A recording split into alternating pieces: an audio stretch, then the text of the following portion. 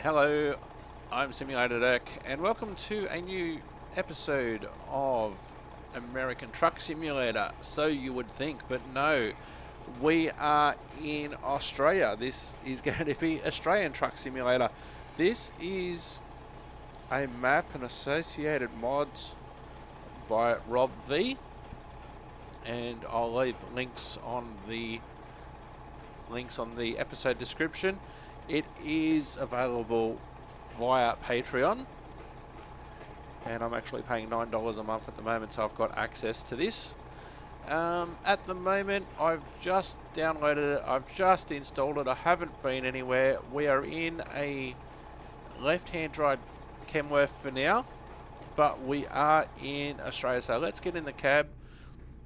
We're just starting our career, and we just shut the truck down, so we'll just start it up again. Not a massive fan of the horn. Now, I haven't done any truck mods or anything like that. We're basically starting from scratch. We'll pull up our navigation. We've only got a very short trip for our first one, so let's get straight into it.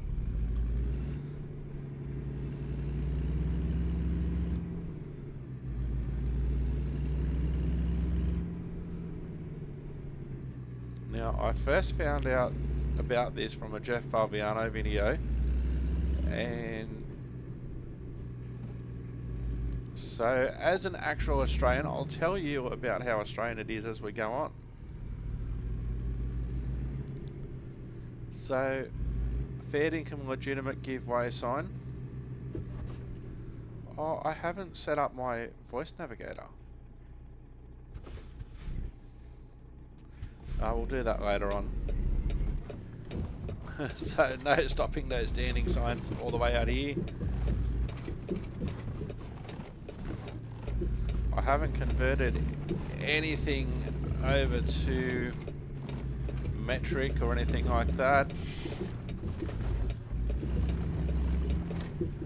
And now I've never driven a truck like this. I've never driven on a road in Australia like this. I'm not sure that you'd see a clearway sign out here, but that's what an Australian clearway sign, a parking sign and a loading zone sign would look like.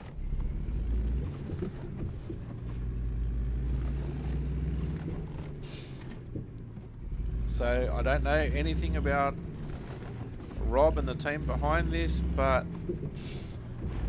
it's a, from what I've seen so far, it's a good looking map. Have seen a couple of videos very briefly, and this is what it would be like driving on an outback road.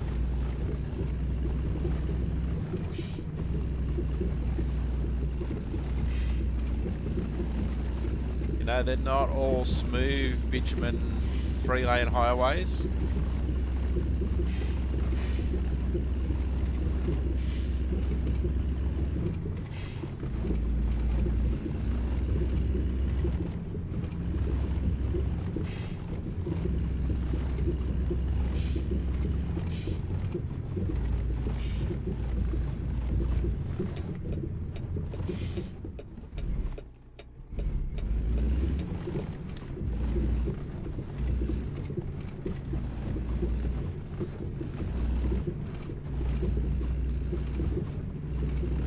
So very bumpy, very rocky.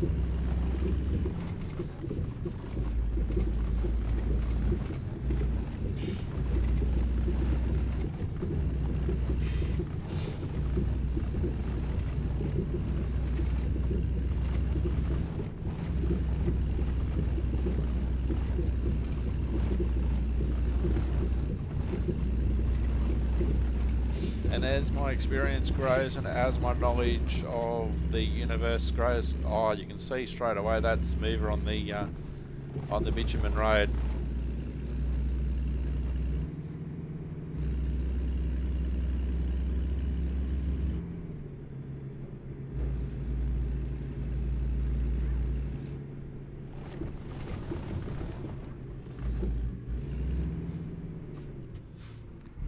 So here's our loading area.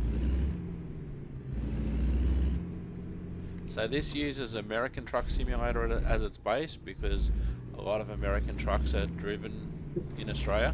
Obviously the right-hand drive versions of them.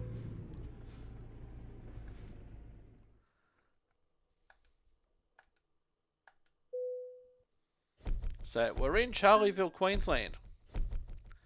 And we have to start at level 1 because when you're using a new map, it's just better off to start with a new profile.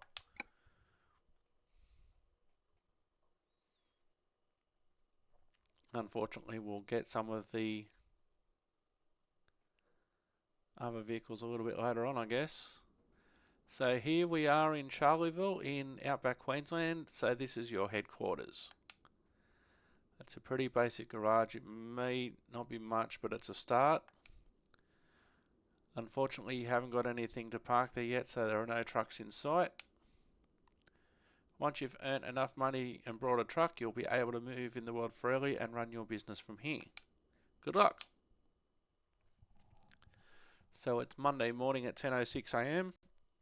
Let's have a look at our world map. So what they've done so far is modelled.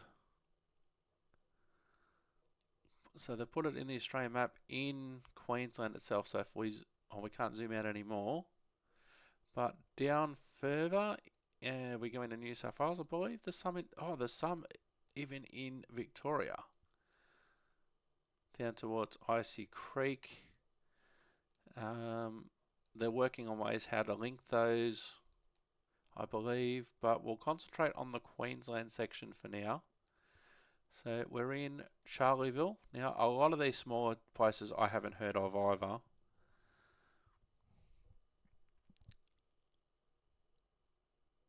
But if I go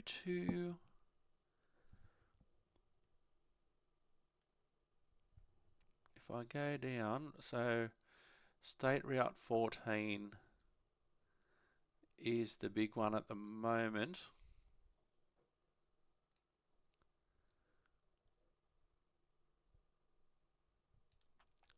So if we have a look at our job market, see what we've got. So we're in Charleville.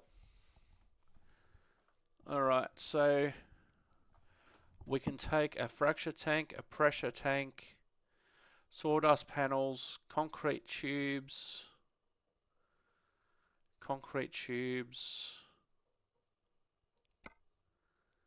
silica, iron pipes, sand, gravel, limestone and concrete tubes.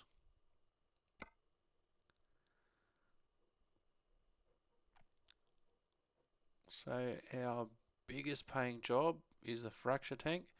Only very small jobs at this stage. 186 miles. Now I believe the scale's different. I'll have to do some more reading. Alright, let's start the truck up. Go outside and have a look. What have we got? We're in a Western Star, and there's our tank that we're driving.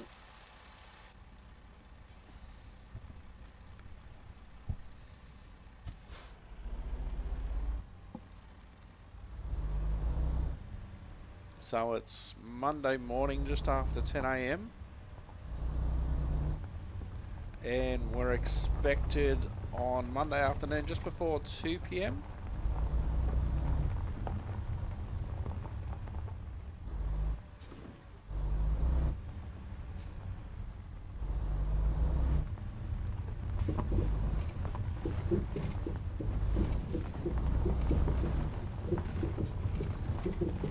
So we've picked up the tank from this property.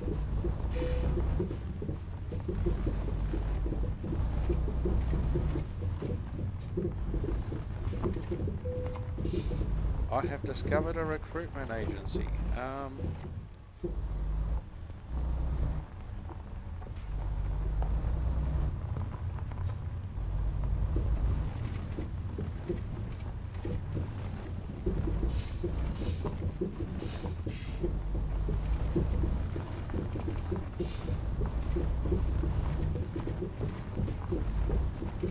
appear to have gone the wrong way.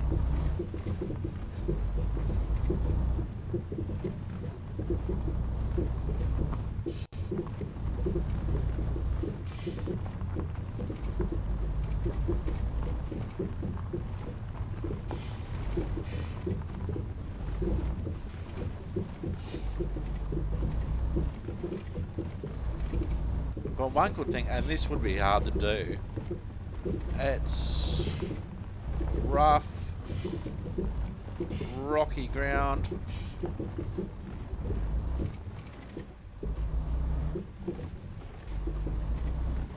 And that's exactly what it feels like through the controller.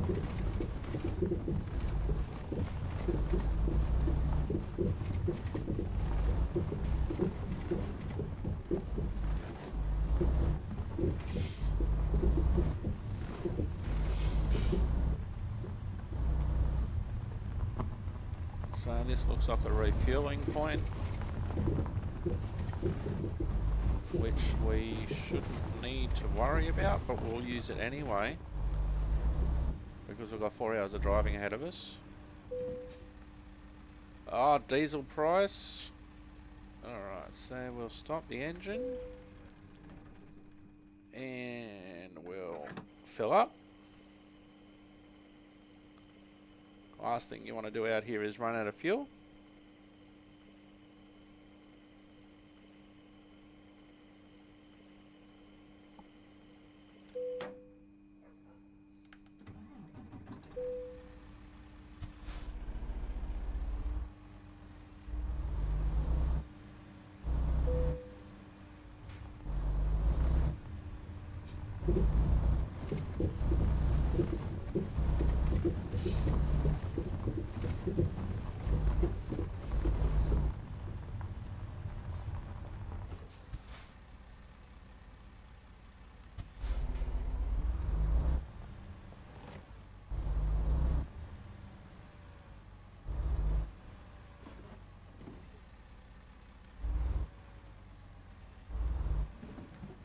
It's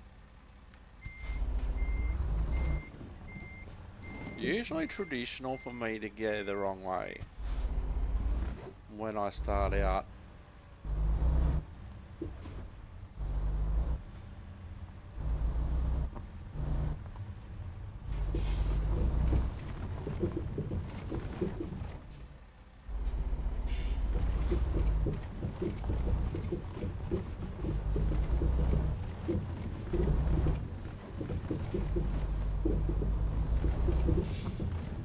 See, there's a few trucks around.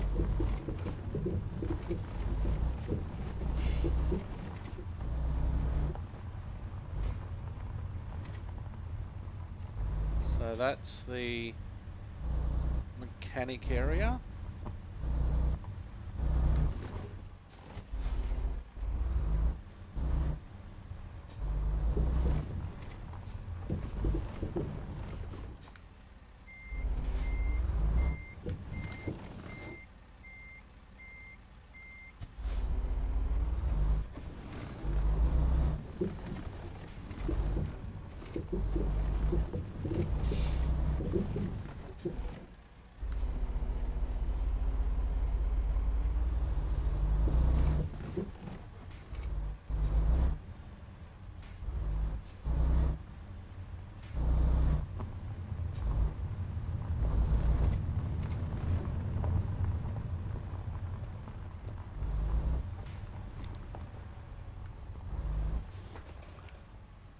We go through here to the road by the looks of it.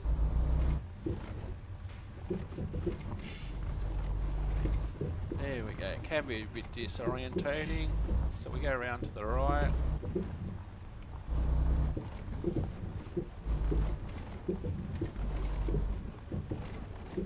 Very bumpy, but this is Australian Outback trucking.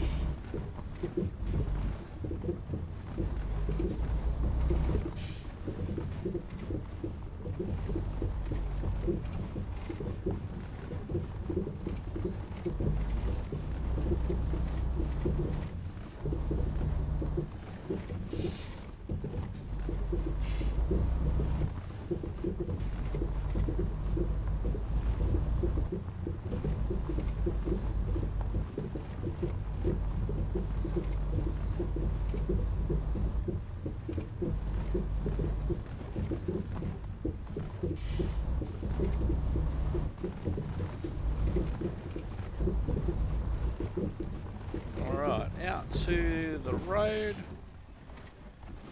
Your company, I go here. And this is genuinely what the Australian Outback's like. It's not all tarred roads and nice smooth sailing. I must at some point, seeing as how we're going to do a few of these episodes in a row, change my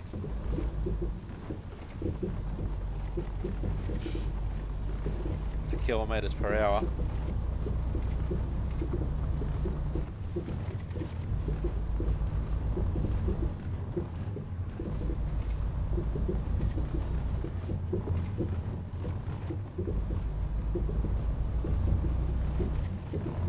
This is so cool.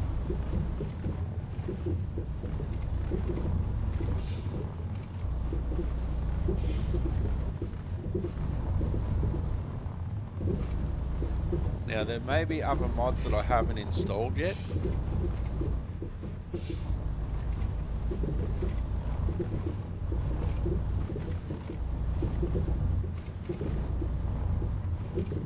Alright, we're out to the road.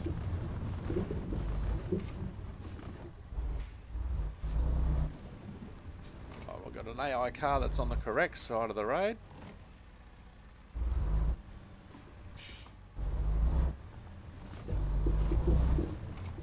Alright, here we go. State Route 14.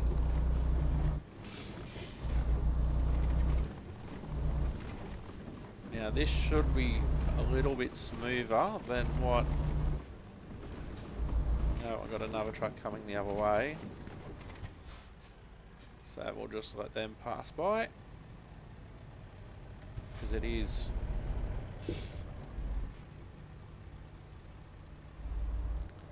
not the widest road in the country.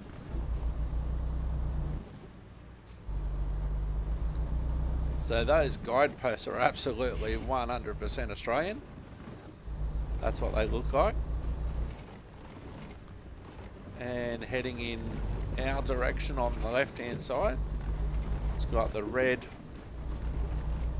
reflector.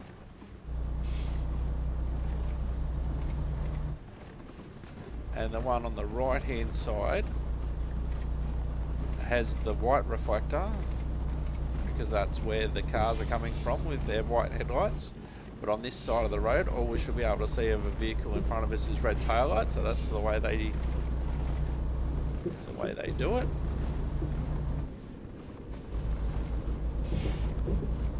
This road's still fairly rough, but that's the way roads are.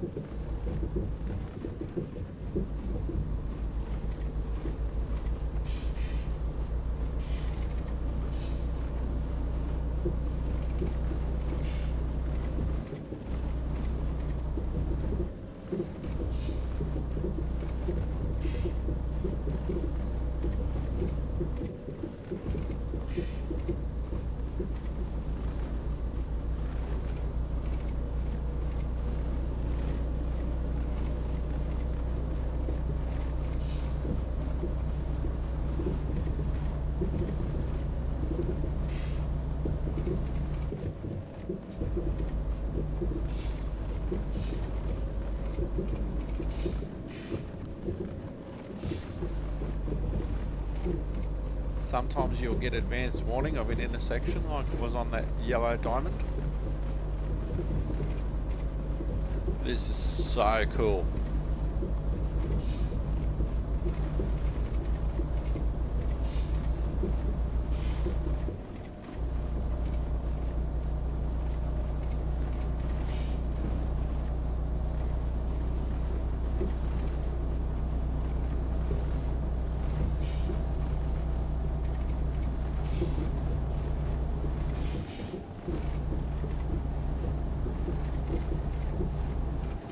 And this is what the Australian road markings look like.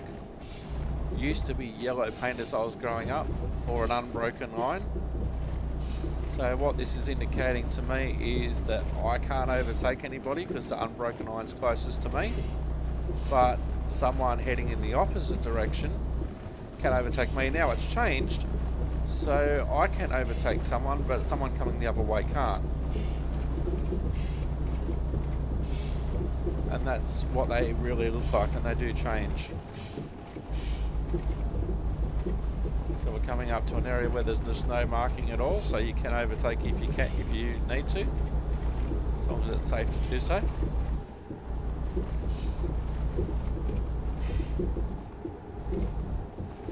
Another sign warning us of an intersection coming up.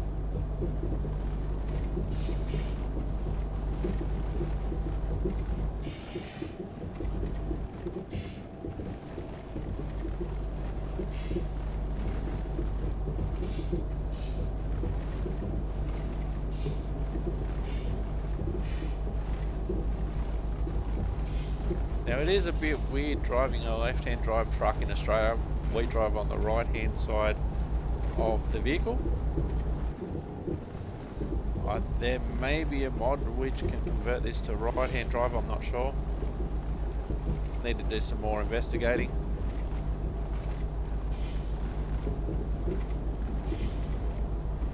All I've done so far today, I've recorded an episode of a tram simulator, 2 episodes of American Truck Simulator, and then I did investigations for this.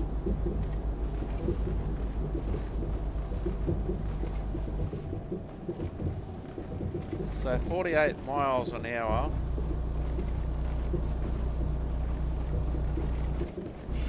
Pretty sure that speed sign's in metric, although I'd have to double check. So we've got another marked section, so we can't overtake at the moment. Not that there's anybody to overtake, of course, at the moment. And then it switches. So if you get 2 unbroken lines, that means nobody can overtake. And not all roads are marked like that, and there's lots of roads where it's basically unmarked. Well, there's an intersection that I should have turned down. Wasn't paying attention to the map.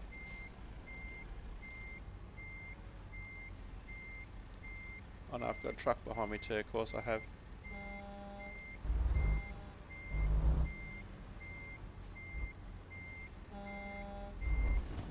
Did I hit him?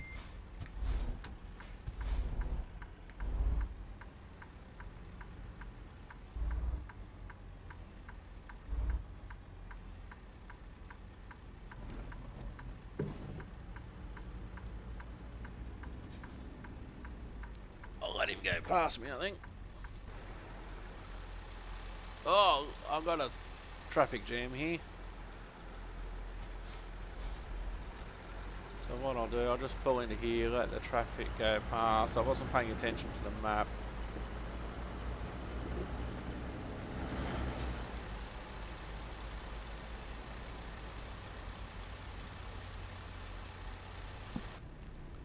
And now that there's no traffic behind me, I'll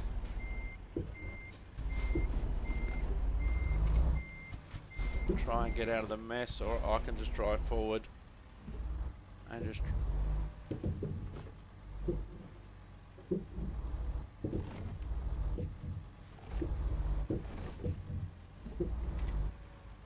now I could call this Outback Truckers, but there is already a TV show that primarily wasn't made for Australia that is called Outback Truckers, and would cover a situation exactly like this, where I wasn't paying attention to the navigation. And to be fair, I'm also used to having the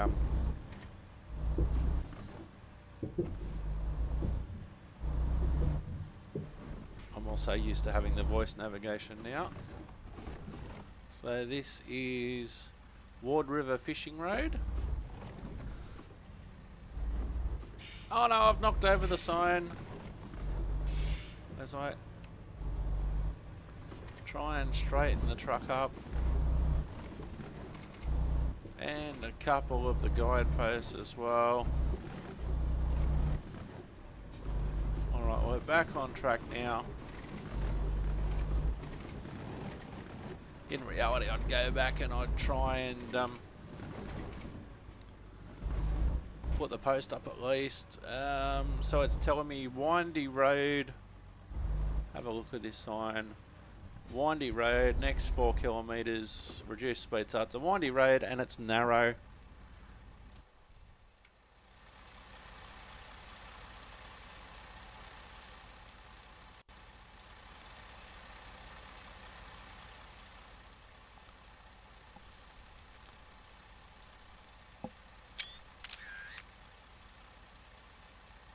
So for the next 4 kilometres, windy road, narrow.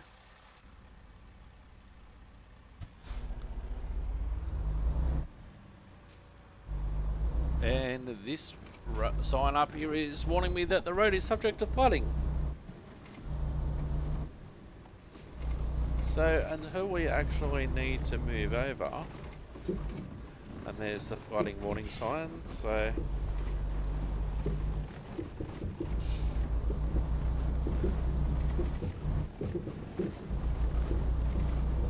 until we actually need to move over, no passing, no overtaking or passing. So this is a really narrow bridge.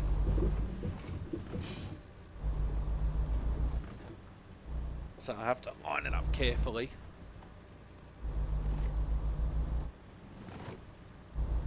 Actually, this would be a good bridge to get a screenshot on.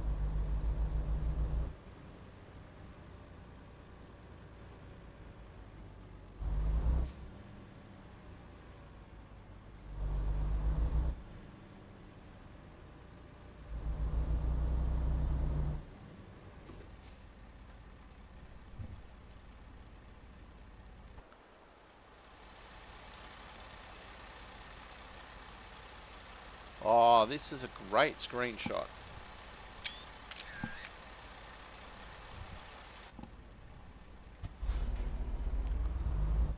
So, very narrow bridge, one vehicle at a time. Even for a car, they'd be one vehicle at a time, but especially in a truck. Still got 173 miles to go.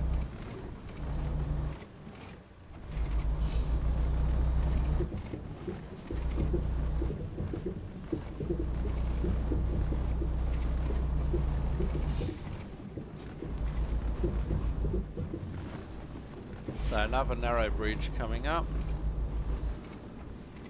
So if we could see another vehicle coming, we'd have to stop here. These bridges are very common in remote and outback areas.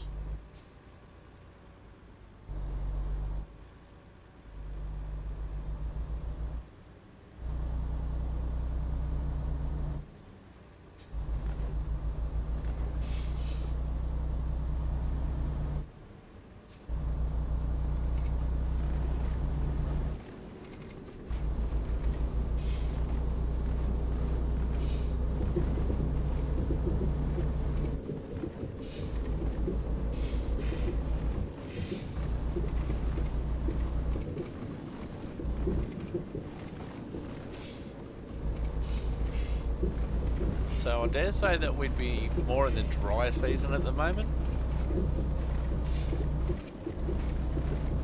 The further north you go in Australia, far north Queensland, Northern Territory, you don't have the 4 regular seasons. You have wet season or dry season. And in what is normally basically the Australian summer, so December through to March basically, that's when you have your wet season, your cyclones,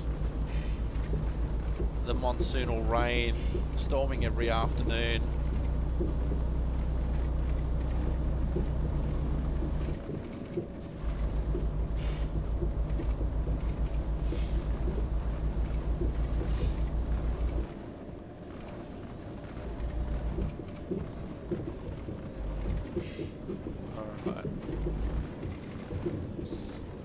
Now we've got a sign warning us of a giveaway sign ahead.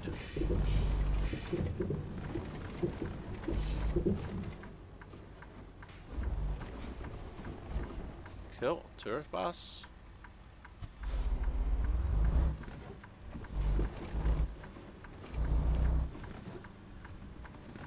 Sorry, had both my hands full, couldn't mute my mic.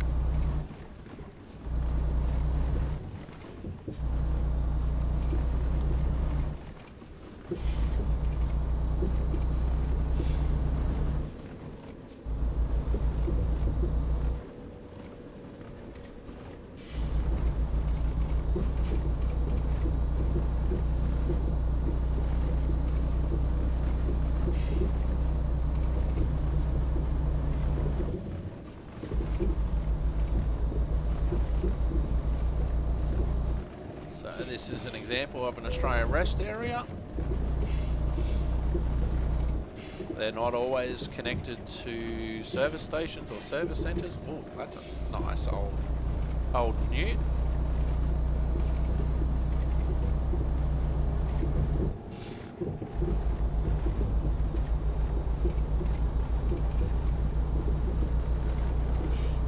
So it's now 11 AM Monday.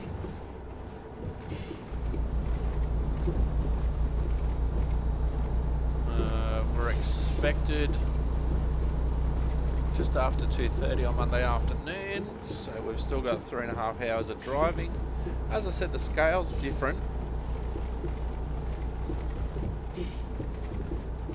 and that's one thing that you can do if you're doing your own map. You can set your own timeline and your own scale.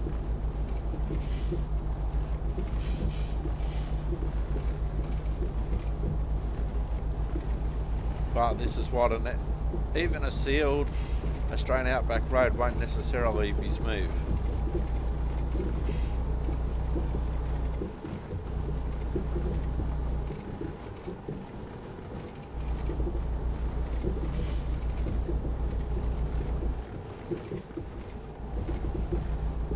So we're still on State Route 14, or Highway 14 if you'd like.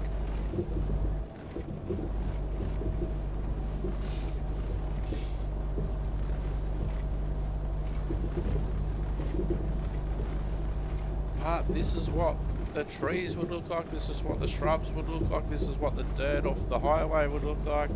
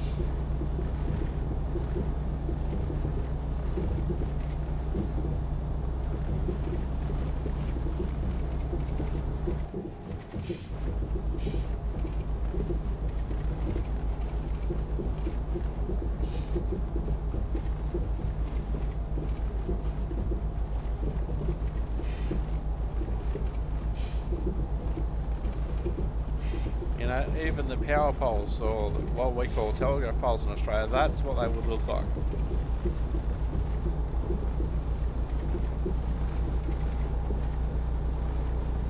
There are many roads that are still unsealed off roads such as this.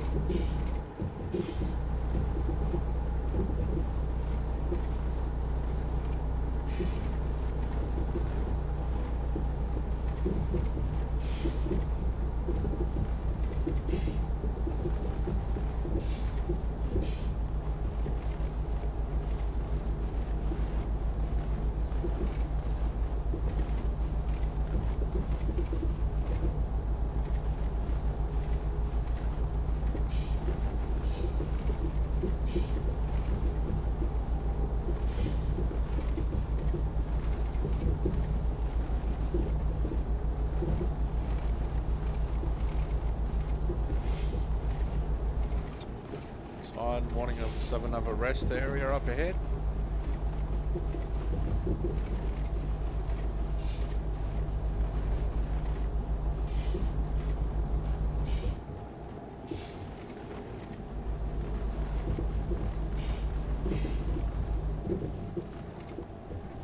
So that one's off the road a little bit and it's just dirt. You see a couple of a truck park there, a car park there.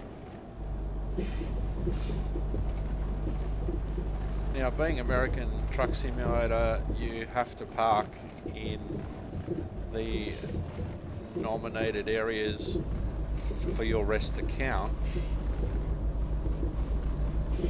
But in reality, you just pull off anywhere you can find a safe spot to do so out here.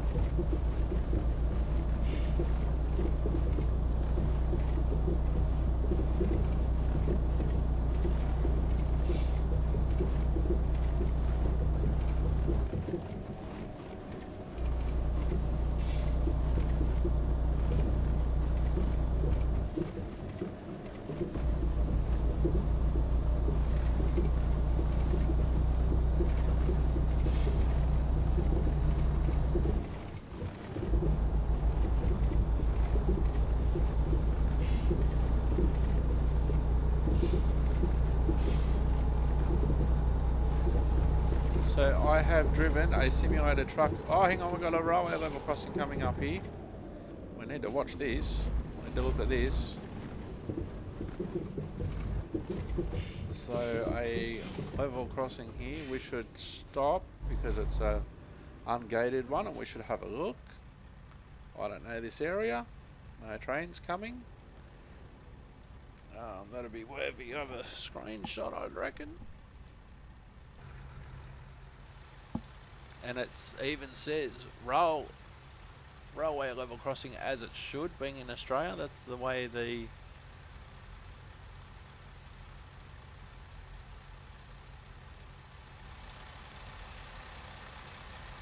Yeah, we've got another truck behind us, so we shouldn't be... But that's exactly the way they look.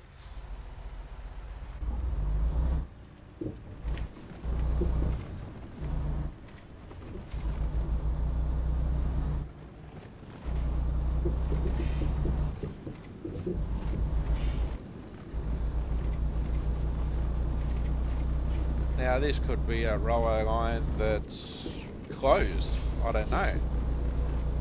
But because the signs are up, you still got to take care just in case. They might only have one train a day, which may be going through as you're going through, so you have to be careful. You know, busier lines may have lights and a boom gate, but that one certainly didn't.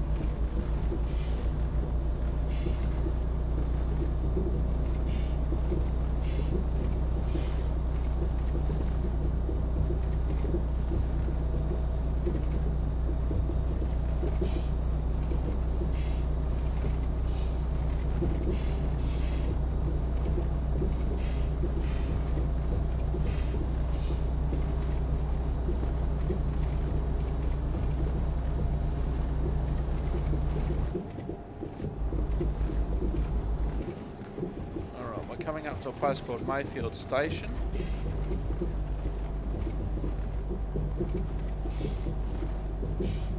And a station doesn't necessarily mean a railway station in this context. It means a property. Might not necessarily be, but as often a sheep station.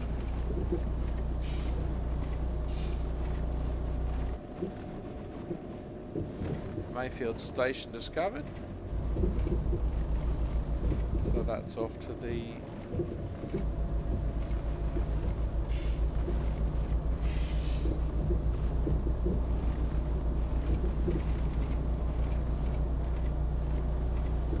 dare say there'll be plenty of opportunity to discover these back roads on different loads. It's a relatively small area at the moment, but the map is expanding all the time. This map, at the time of recording this version of it, is about 2 weeks old.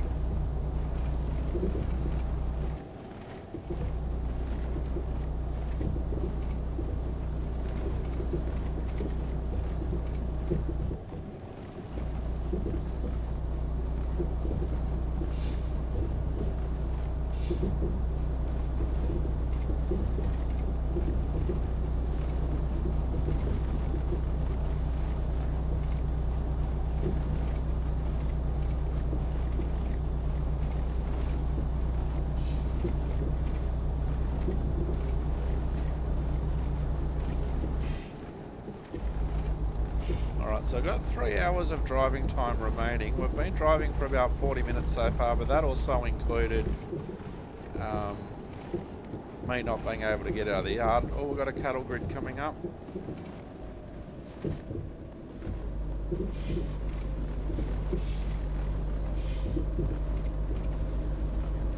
So we've got 3 hours to go. It's 12:30 real time, local time for me now. So 3 hours. So it's 12:32. We'll see how long it takes us to cover these 3 hours.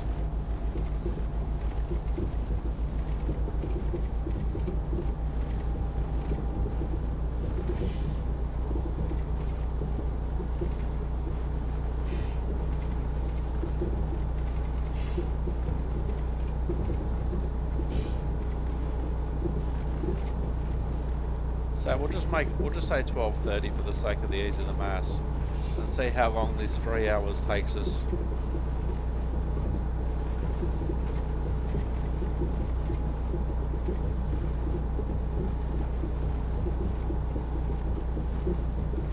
If you are playing without your vibrator, your vibration of your controller turned off, you're really missing out on the experience.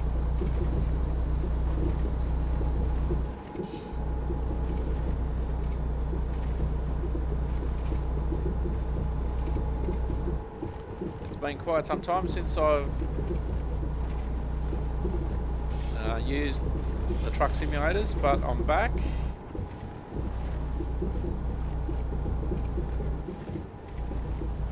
So I'm sort of in that groove at the moment because I've driven before recording this episode and downloading everything and signing up for the Patreon and everything like that. I had basically spent a couple of hours driving from Portland, Oregon down to San Diego, California. And then I went and did all the investigating, the looking, the downloading, the installing for this. So I'm in a bit of a trucking groove at the moment.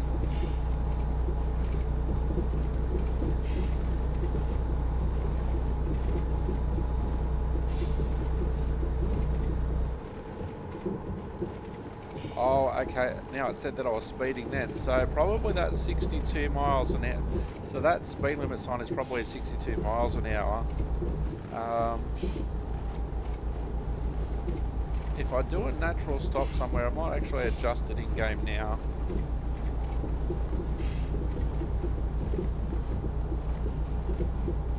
If we get a rest area or something coming up.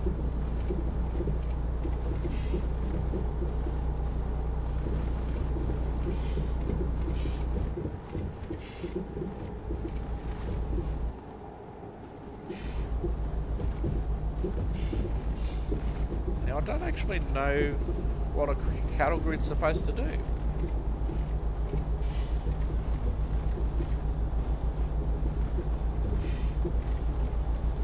Oh, we're going to make a turn up here.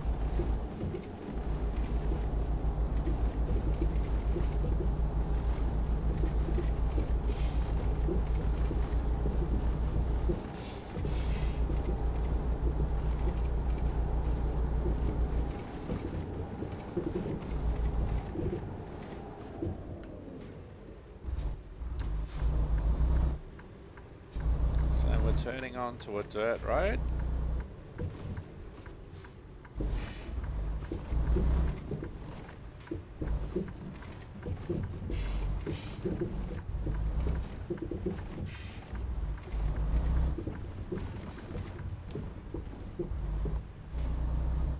And if we look in the rear view mirror, we'll see some dust.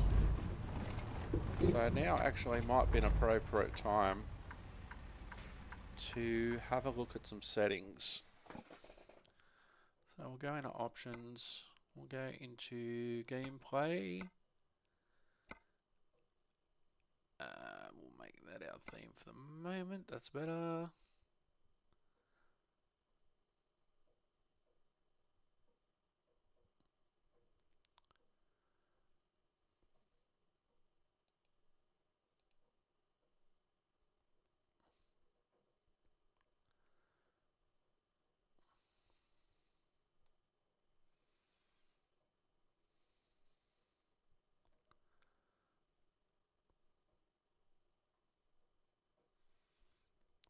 Camera settings, regional presets.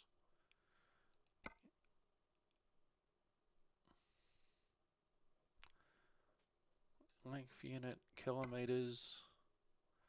Weight units, kilograms and tons. Temperature units, Celsius. Volume units, liters.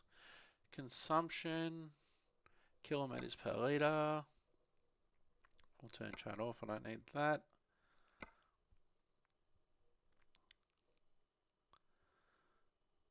And that should be that. So that would help. There was something else that I was going to change as well while I was there.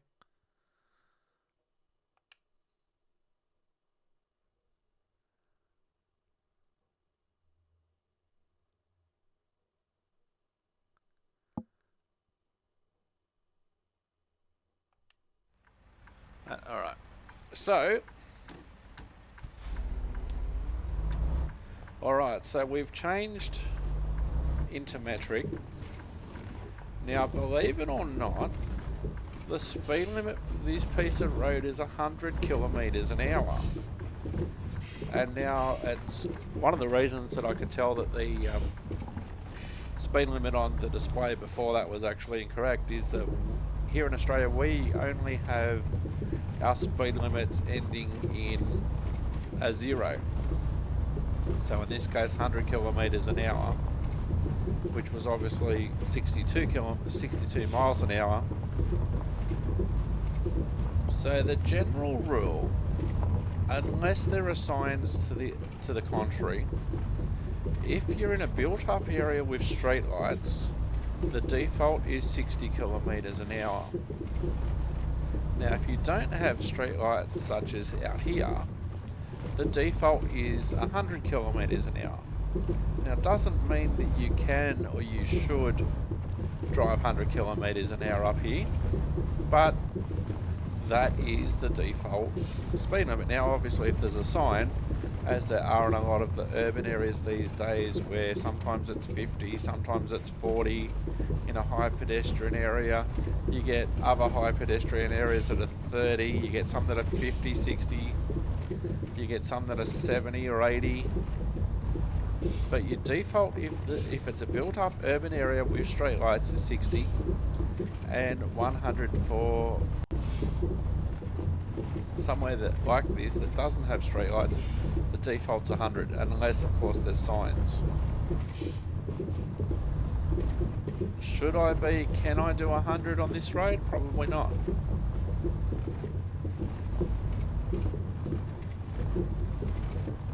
Are there shrubs in the middle of the road like this? Probably.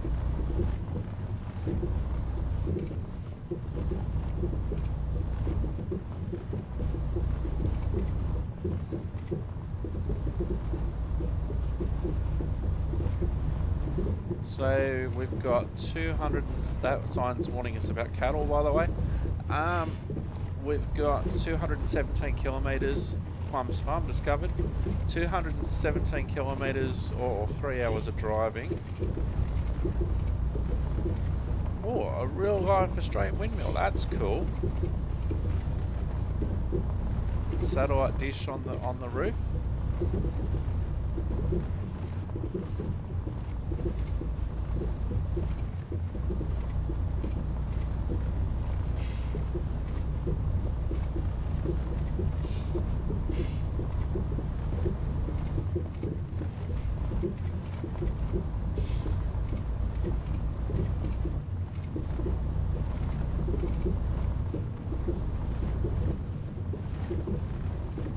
So often you'd have to drive on a road like this to get to where you're going.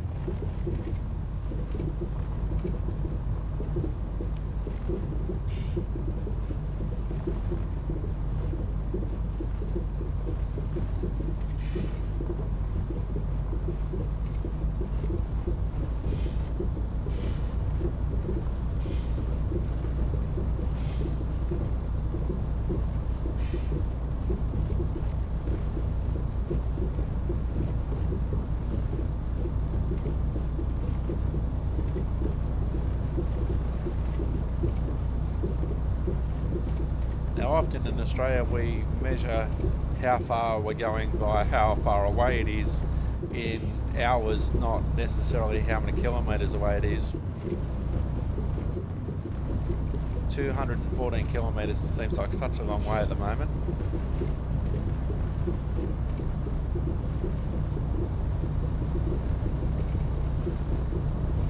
So we're going 50 kilometres an hour at the moment, and it certainly feels very rocky. Let's have a look at what it looks like from the outside. And you can see all the dust all the dust coming off the road.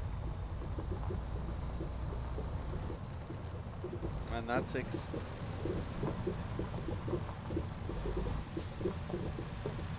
that's exactly what it would look like. We'll just talk like this for a moment just so you can get an idea.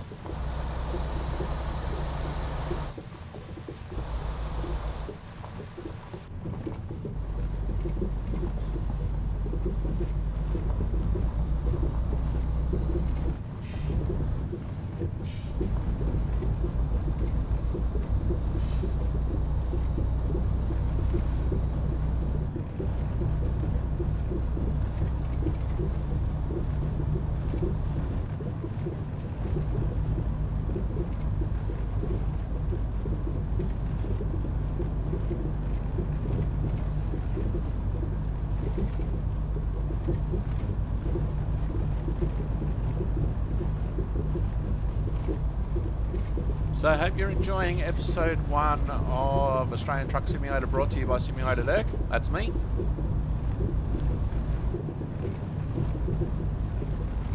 So I have driven the simulator trucks in American Truck Simulator, which is what this is based on. And as a part of American Truck Simulator, I've driven around America and also into Canada and into Mexico using maps. In Europe Truck Simulator, I've driven across various parts of Europe, and also using Euro Truck Simulator as the base, I've also driven in the Middle East and also Japan. There is a truck playlist on YouTube, so it doesn't matter what where I am driving simulated trucks. Oh, there's a kangaroo.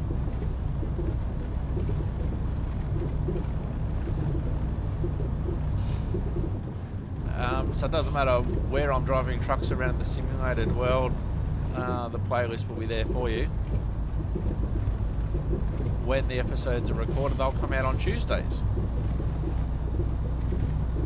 So I tend to record in batches these days, so I might spend a couple of weeks on American Truck Simulator, then I might move to a train simulator, then I might move to a bus simulator.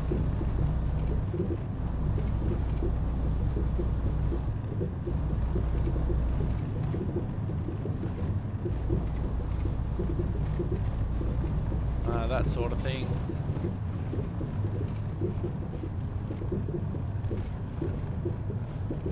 Cattle grid.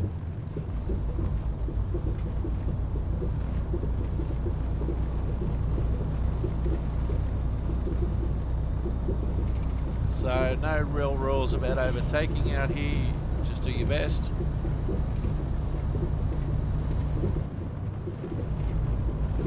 Try and pick the best part of the road on your side of the road, basically.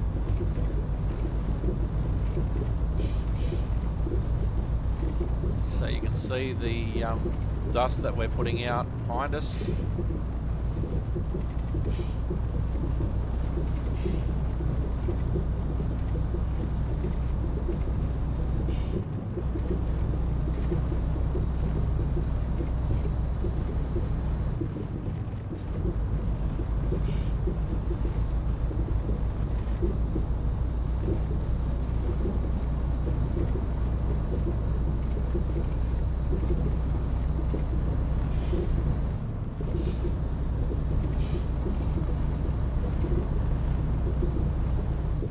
So have I driven a real truck? Nothing like this. The biggest I've probably done is one of those 3-ton moving trucks that you can drive on a car license. That's probably as far as it's gone. Real life, I'm actually a real life train driver. But I enjoy the simulated world in doing things that you can't normally do. I haven't driven a simulated train properly in simulated Australia yet, because that's hard to do. Although I have to do some more exploration, because there may be a way that I can do that, but not using a base simulator that I've really used before. It is very hard, with the exception of Microsoft Flight Simulator, which I've also used.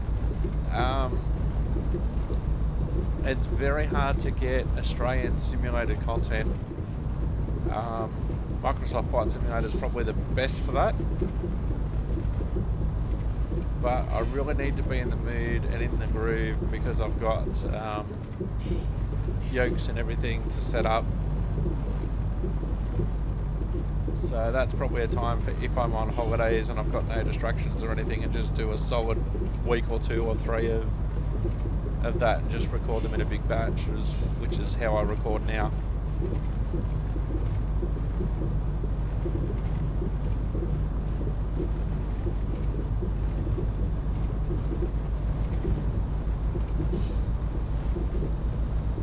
So 2.5 hours of driving time remaining, 197 kilometres. So we're up to 69 kilometres an hour. Nice.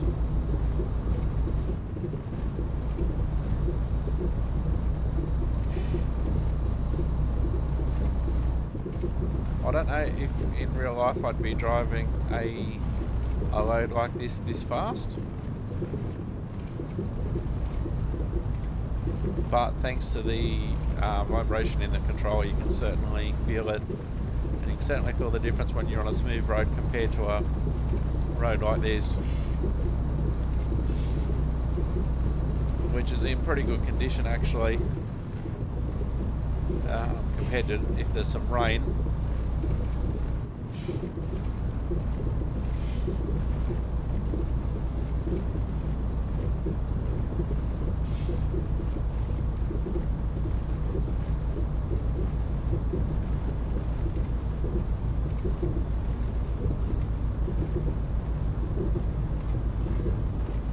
So now that I've changed over to metric, the next thing that I'll investigate is how to get a right-hand drive truck. But obviously I can't do that in the middle of an episode. That will just increase the ambience and the experience.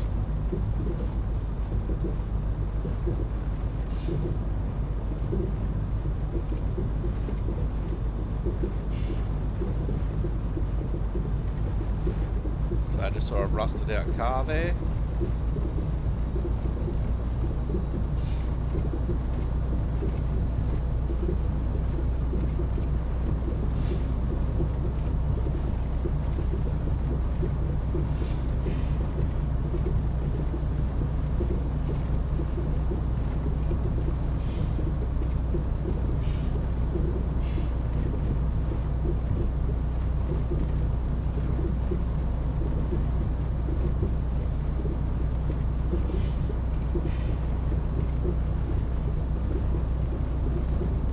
So I can imagine for anyone watching from outside Australia that hasn't necessarily seen even videos of the Australian Outback, you might think, oh, the Australian Outback doesn't look like this. The Australian Outback looks exactly like this, feels exactly like this, and you could be driving for hours on a road like this and not see anybody. And it wouldn't matter who you saw on the road, you'd give them a wave as they went past. I can remember many years ago when you would actually be able to climb Uluru, previously known as Ayers Rock. Doing some investigating about that. This was just before the 2000 Olympics. And so you can actually fly out to near Uluru and stay out there. but at the time I based myself in Alice Springs,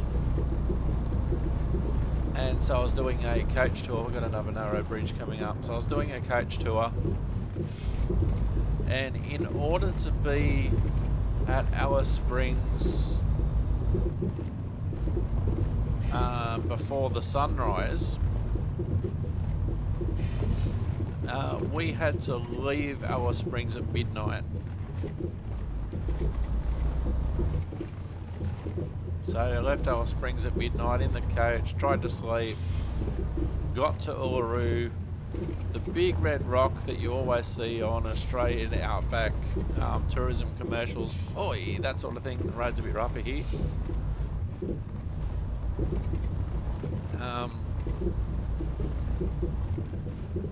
Honestly, the sunrise wasn't that great, and when you're out there at the time, whenever time, you've usually only got the one day out there, so it's not as if you can come back, oh, let's try for a better sunrise tomorrow if you're based in Alice Springs.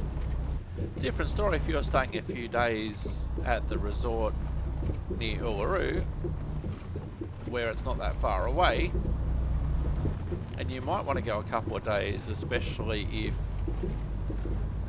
you don't like the sunrise.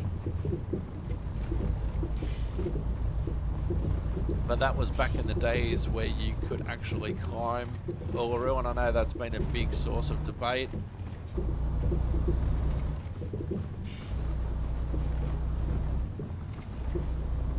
And I can see the Indigenous point of view that it's a sacred site. They don't want anybody climbing it.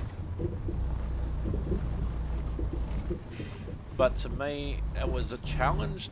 I'm not the fittest person in the world, but it was a challenge for me to climb it, and I did. And I can remember it was actually harder and more dangerous to go down than what it was to climb up. It was a great view from up there. I was surprised I had mobile phone service, so I rang my mum, and she knew I was away on holidays, and I said, "You wouldn't believe where I'm calling you from." And she says, "I don't know, where are you calling me from?" And I said, "I'm calling you from the top of Ayers Rock," because that's what she knew it as. "What are you doing calling me from the top of Ayers Rock?" And I said, "Well, I just spent the last hour or whatever it was climbing it, so I'm having a rest up here before I go down, and I thought, well, I'll give you a call and say hi from..." I didn't think I'd have mobile phone service, to be honest, especially in 1999, but I had phone service, and that was probably when it was 60 cents a minute to phone anyone. So she thought it was cool that I was phoning her from the top of Uluru. As I said, I was very surprised I had service at all. But that was the particular trip where I went to Alice Springs.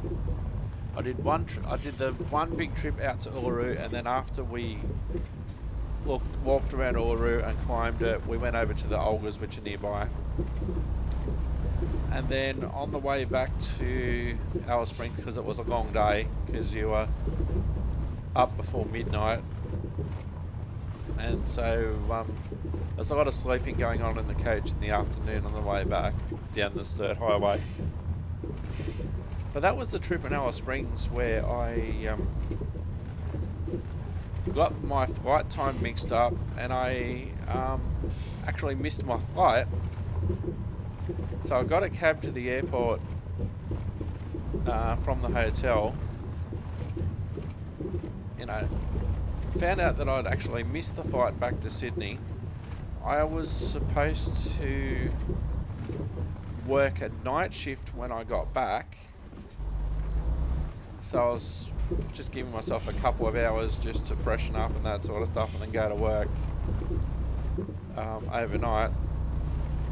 But I was lucky in the job that I was on. There was a couple of us there, and I was able to put my head down if I needed to.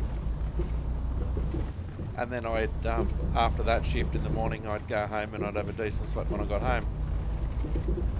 But I missed the flight, so I got a cab. So I rang the hotel and said, "I've missed my flight. Can I stay another night? Have you started cleaning my room yet?" And they're like, "No, we haven't." "Cool. If you got anyone booked in it?" "No, we haven't." "That's cool. You can book back in for another night." Then I had to ring work and tell them that I'd had an issue with my plane. Yeah, the issue was that I missed it. So I won't be working. So I won't be into work that night because I'm stuck in Alice Springs and there's no other way for me to get back. Again, this is 1999 we're talking about. If I remember, I think I flew Ansett.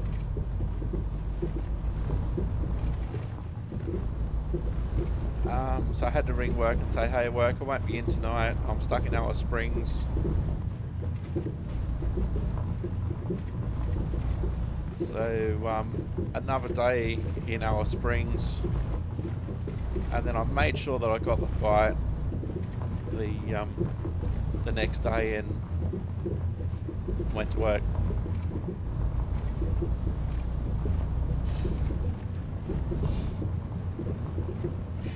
So it's nearly been half an hour since I took note of the time locally in real time, and just coming up to 1 p.m. So 30 minutes have elapsed there. 45 minutes have elapsed in game time, although it's because I didn't take note of what time it actually was. Alright, so what I should do now, 12:40 game time, 1 p.m. 1 p.m. real time, Outback Tower in Newcastle.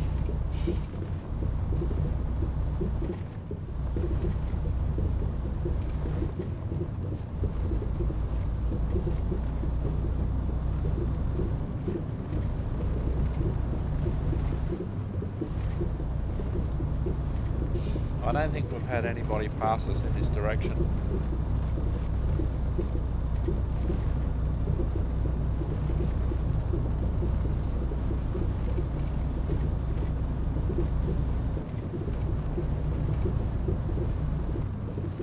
Oh, another good Outback trip that I took, which wasn't really Outback because it was all sealed highway, but it was still well and truly north of Perth. I was over in Perth once on the west coast of Australia, and I decided, because I like trains and stuff, I was going to do some train spotting in northern Western Australia. So I thought, I haven't really been up. If I've been to Perth, I've only been to Perth and that's about it. So I hired a car, and this was back before you had unlimited kilometres on your cars. So you had to pay by the kilometre, which I didn't realise at the time. This was the same sort of period, I think, that I was talking about the Alice Springs trip. So I drive to Geraldton, which from memory is about 3 or 4 hours north of Perth. Stayed there overnight, drove around, thought, well, I've got a few days, there's nothing really keeping me here. Nothing really exciting going on. I'm in the mood for driving, so let's drive. So I ended up in Carnarvon, which is about, from memory, 10 hours north of Perth. See what I was telling you about, telling you how far it is in hours rather than kilometres. We don't tend to do that for long trips. It's like, oh, how many hours away is it? So 10 hours driving time from Perth to Carnarvon. Really liked it. You could see into the Indian Ocean when the sun set. It was a touristy sort of town.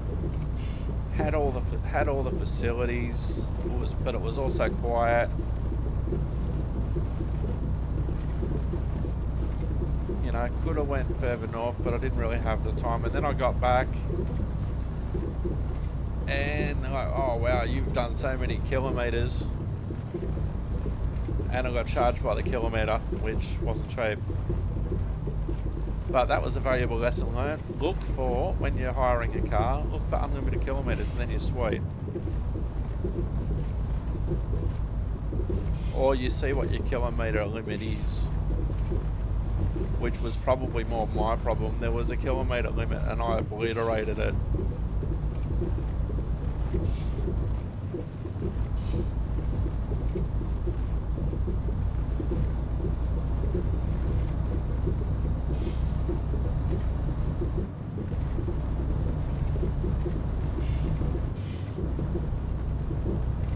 So we're still over 2 hours driving time away. So for this episode at least, I'm going to continue the episode until we get there.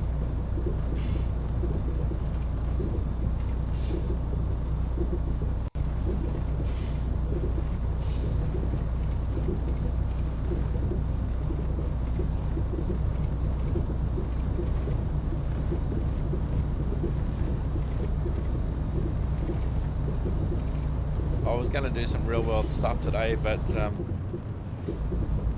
I discovered this and I'm like, well, let's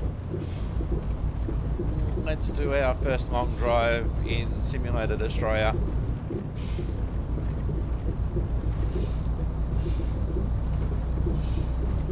Oh, the other closest that I got to simulating something in Australia, which has been a lot of viewership for me actually, is what I've called Sydney Bus Simulator, and that's set up to simulate the northern beaches of Sydney. But I was having some issues which may be solved now with my new computer,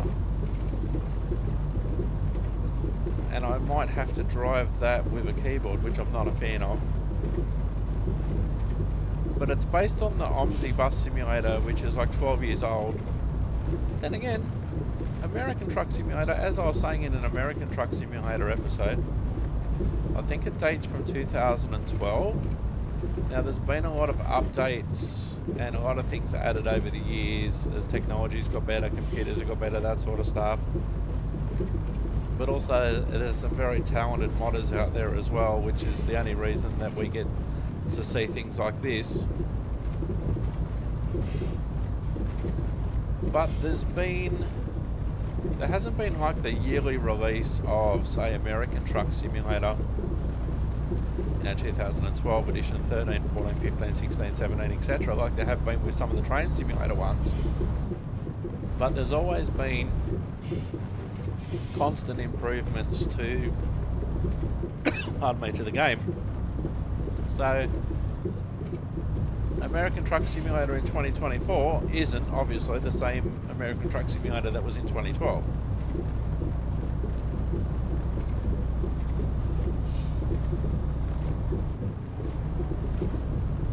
So let's see if we can actually go up to 100. I doubt it. I think the most I've hit so far is 70, which is, we're close enough to it now. And you probably wouldn't be able to go much further, to be honest.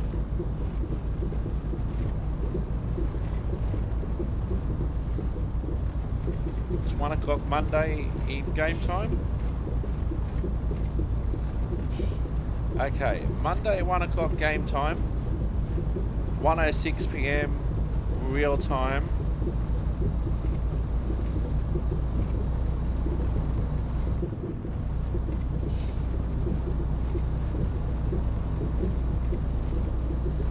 So we'll probably overtake that soon actually. The best example that I can think of in the bus, which is a bus simulator set in Berlin, it's 1-to-1 scale. So if it takes you 60 minutes to drive somewhere in the real Berlin, it will take you 60 minutes to drive in simulated Berlin. Now I know American Truck Simulator certainly isn't that. And I know that the scale here in this Australian map isn't 1-to-1. I think it might be 1-to-2. So something that takes you 1 hour in the real world takes you 30 minutes in simulated world. I could be wrong.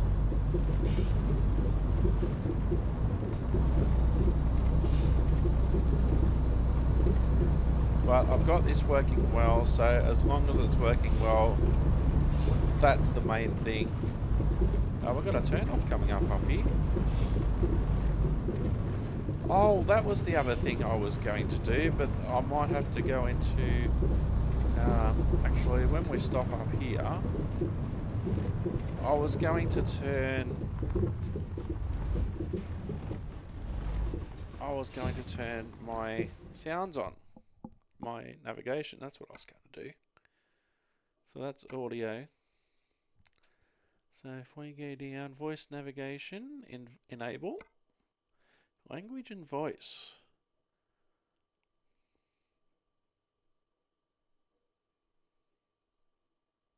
Well, let's see if we have an Australian version. Probably not. So I'm going to, so what I'm going to do, and there may be an app or a mod rather, I'm going to bring my old friend back from the UK, English Sky. Let's do this. Thank you, Skynet. Yes, the band's back together, baby. Now it's interesting. In my when I first started American Truck Simulator and Euro Truck Simulator in about 2016, there was no voice navigation. So it's only a relatively recent thing. So in Euro Truck, I would use the voice that I'm using now, English Sky, and I called her Skynet, as in the Terminator series. But for my American series, my voice navigator is actually Morgan Freeman.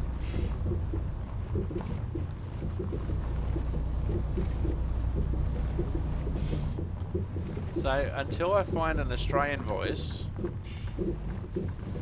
now there's probably nobody coming, but I should check.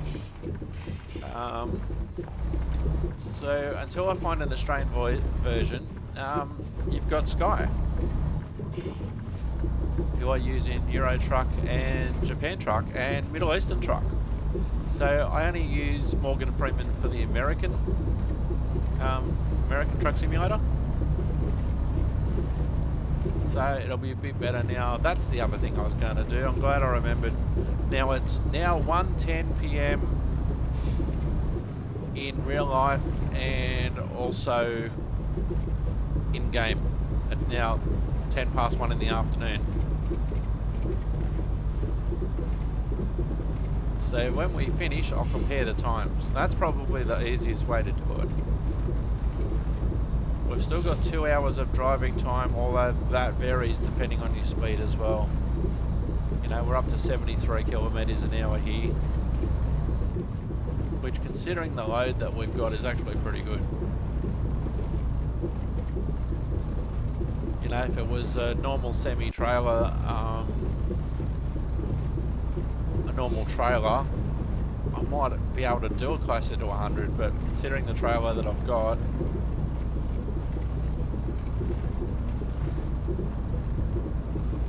I reckon I'm doing okay. There might be some real truck drivers.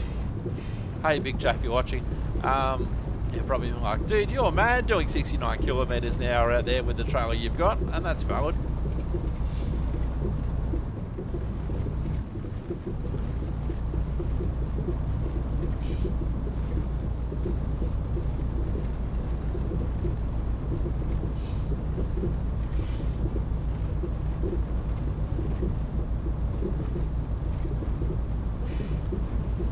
So I tend not to talk about things that are happening in real life at the time, because a lot of it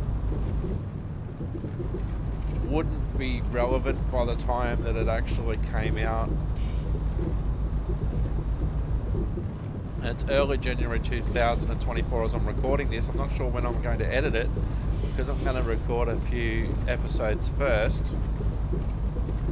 So if I'm talking about something that's happening in my life now, you know, the 5th of January 2024, I'm not sure when you're actually going to hear it, based on when I edit, when I release, and when you watch. Whereas my Alice Springs story about how I took a coach tour to Uluru, how I called my mum from the top of Uluru on the mobile phone, how I missed the plane to go back to Sydney from Alice Springs,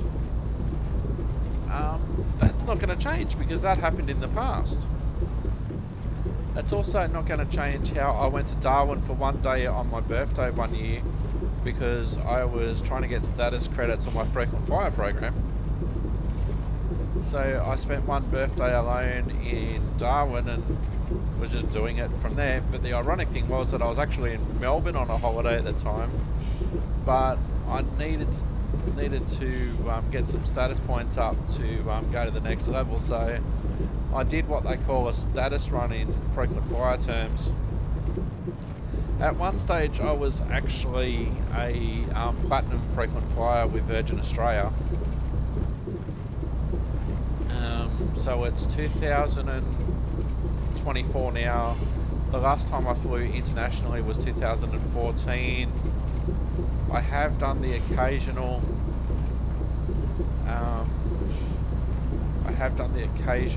interstate trip since.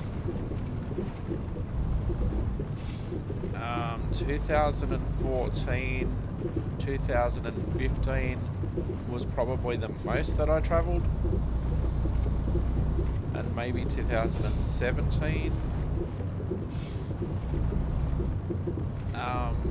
when I was travelling for ice hockey, because I was doing some volunteer work with a team and also doing commentary, and I was going around Australia with an ice hockey team. So those 2 or 3 years, 2000, probably up to 2017, 2018 was when I was travelling most within Australia.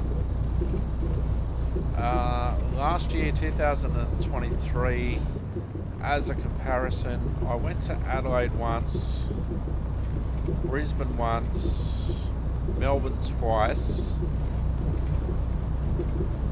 The longest I stayed away was 8 days. In 2022, basically, I think did the one trip to Melbourne, but that was like 2 weeks. Didn't travel much during COVID, or during the start of COVID, like 2020,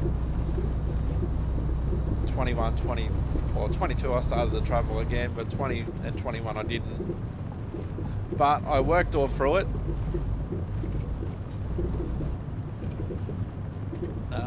I worked all through it. 2020, mum in a nursing home, moved to Newcastle, so I moved my mum into a nursing home before the pandemic was a thing. So she was as safe as she could be and in the best environment that she could be. Skynet, you didn't warn me about this. Don't know if she doesn't recognise dirt roads as roads, I don't know.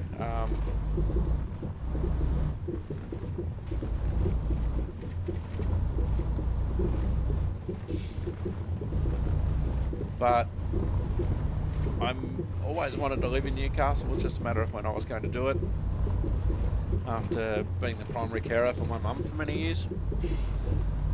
And so her being in a nursing home gave me an opportunity to clean stuff out and start a new stage of my life, and I moved to Newcastle, which I was always going to do at some point, but it was just a matter of when that was going to be. And I remember checking the public health orders to see if I was actually able to legally do it, because when I left Sydney, that was in lockdown restrictions. Newcastle on the Hunter, which is where I am now, wasn't, but that changed later that year.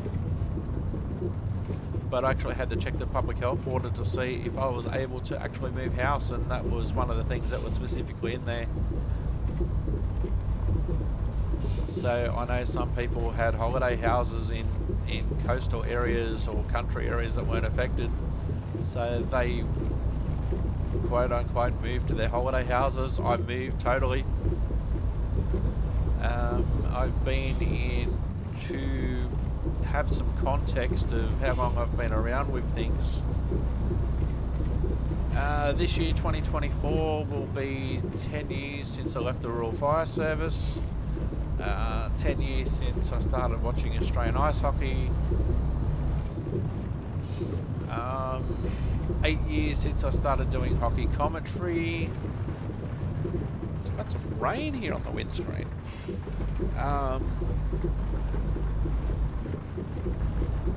Yeah, 8 years since I started doing ice hockey commentary.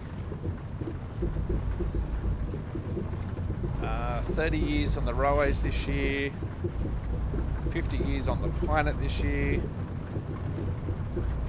Been with my volunteer heritage railway operator. It'll be a year in January 2024. Hopefully I'll be driving diesel rail motors by the end of the year.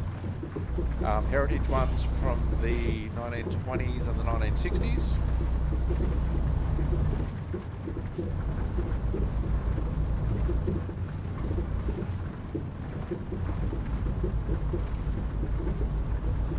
I started Simulated Erc in 2016.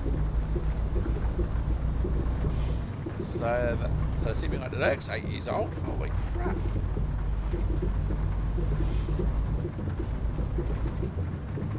I think that's more towards, October.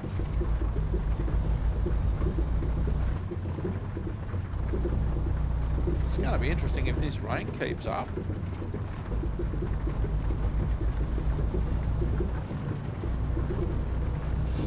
I'm not going to worry about wipers.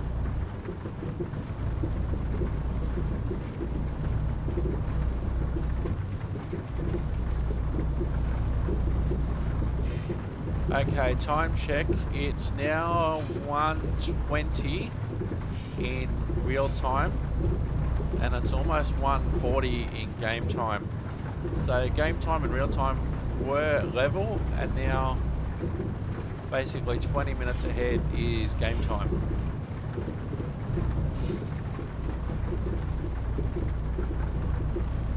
So what's been 20 minutes in real time has been,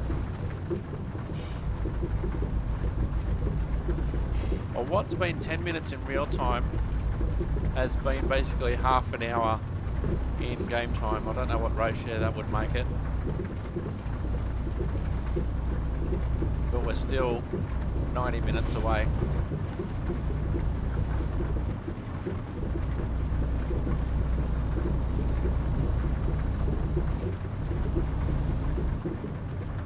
But considering this is the first episode, this is going to be a long one. I usually like to try and keep the episodes to about an hour, hour and a half. We're just approaching the hour and a half mark now. But it also sometimes depends on what's happening in game.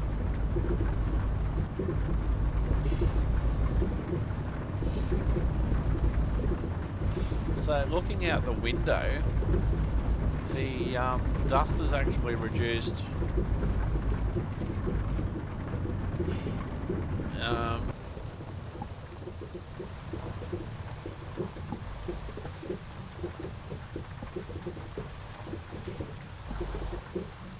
Yeah, so it's more, so the road,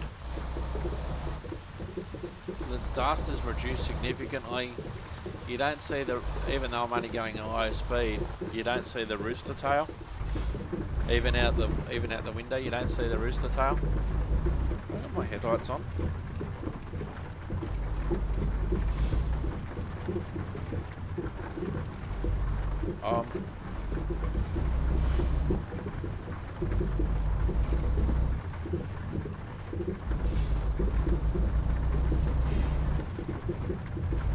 Was not expecting rain.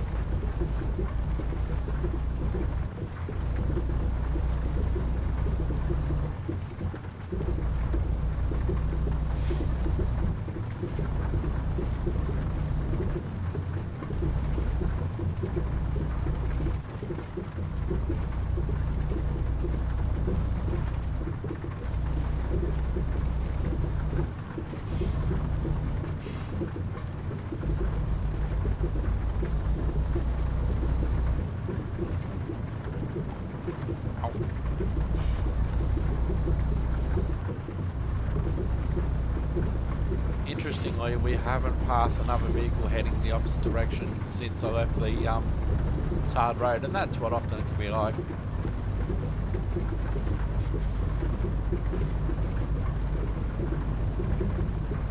So what this is a really good vote of confidence in the map for me, because the rain is actually having an effect on the environment in the way that you would think it would in the real world. The dust is basically gone. The dirt's gradually turning into a wetter dirt and later into a mud.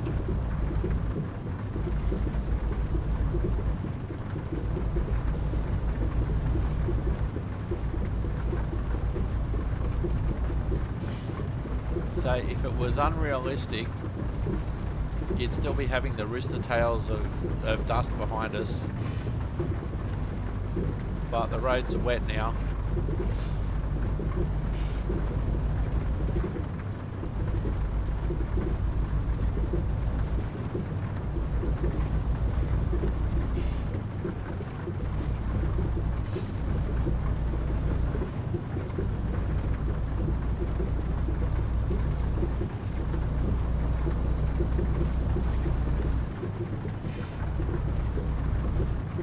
I don't know if this is going to make it less rough or rougher.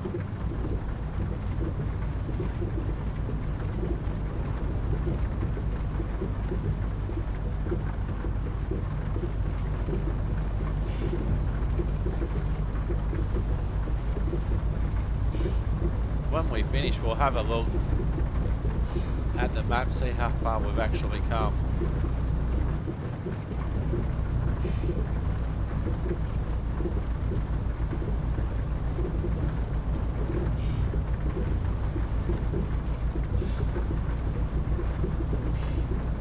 Do I like trucks? Yeah, I like trucks. Have I ever really wanted to drive one like this? No, not really. Have I got a favourite truck? I wouldn't think so.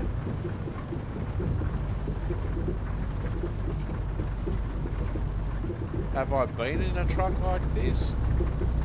Not as an adult. I might have went with one of my uncles who was a truck driver, but that wouldn't have been very often. That might have just been I might have been able to sit in it knowing him.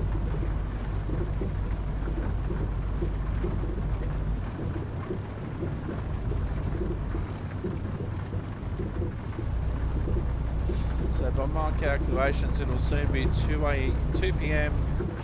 game time and 1:30 p.m. real time.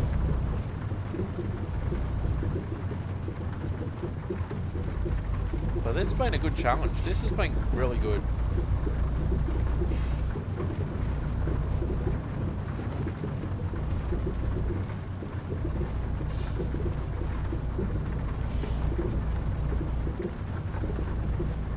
And what is a good show for this map as well, and how it's been constructed, is that it's just not, okay, the speed limit's 100 kilometres now for reasons that I said earlier.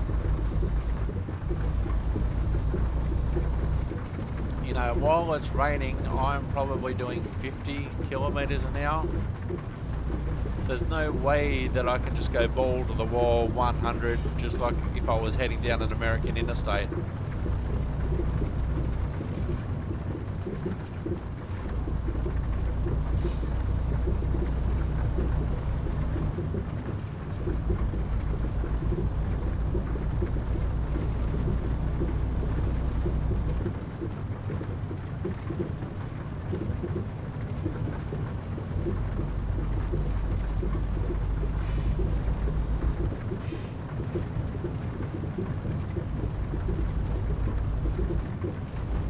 I wonder if there are any other Australian people making YouTube videos on here. I might find out at some stage.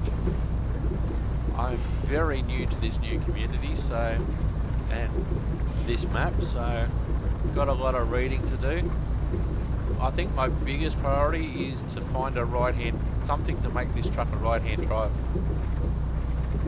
Then again, I don't own this truck because I'm just driving for just a hire driver basically.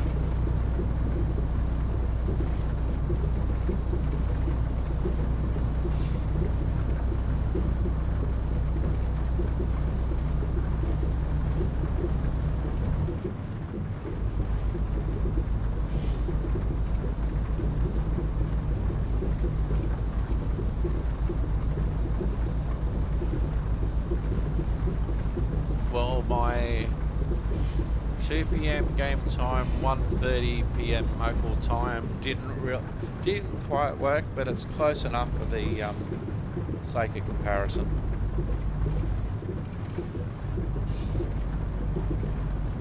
Still got 107 kilometres to go.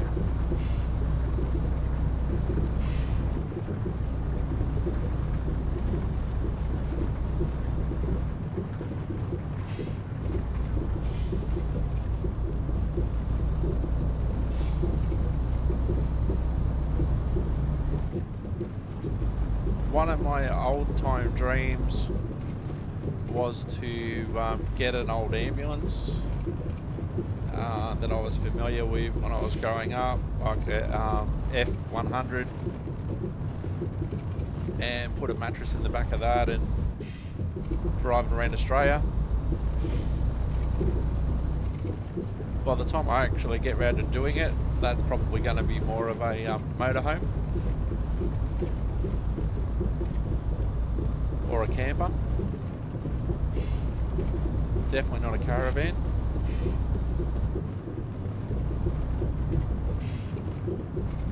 Wouldn't mind driving something like a Winnebago or a camper van.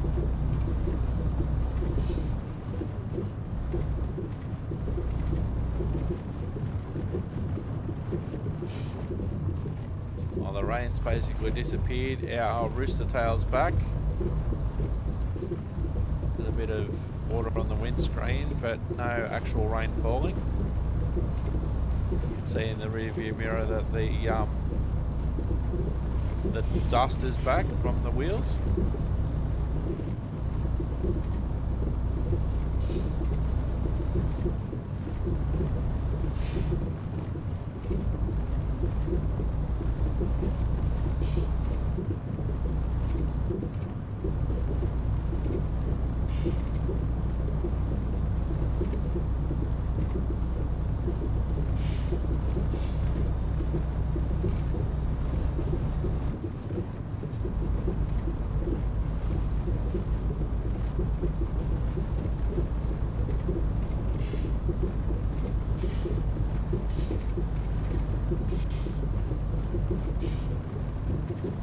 Oh, so Simulator Dirk, what'd you do on your days off from work? Oh, I drove a simulated truck in the simulated Australian Outback for a couple of hours. No one I work with would be surprised by that. 99 kilometres to go.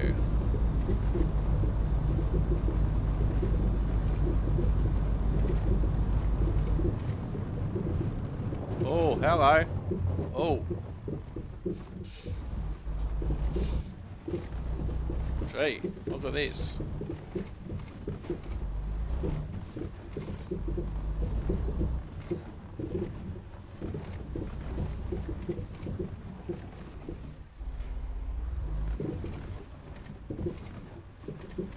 Let's go outside and have a look.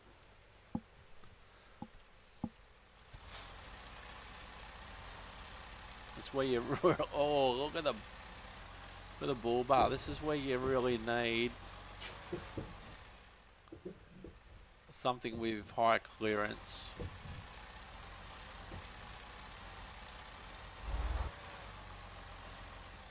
So really need to be in if there's a groove.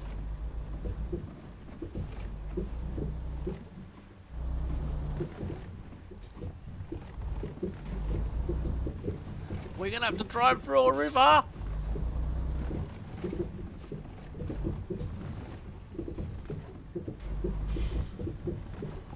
Oh my God.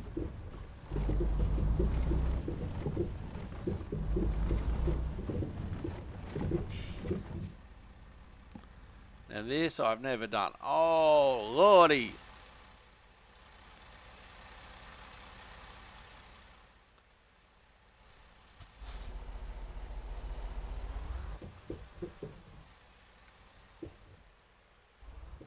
I want to get in cab. We're just going to have to gun it. Oh no, trailer damage is starting to come into it. Oh,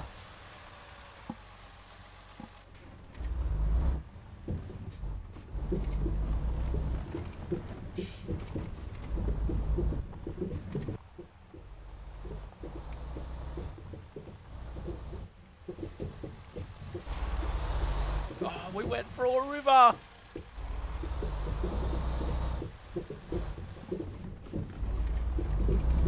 Oh, wowee.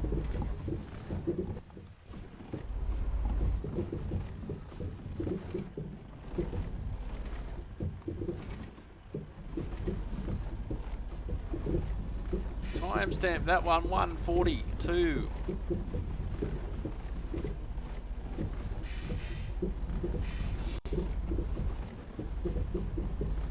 Just keep our boot into this as much as we can. A bit more trailer damage.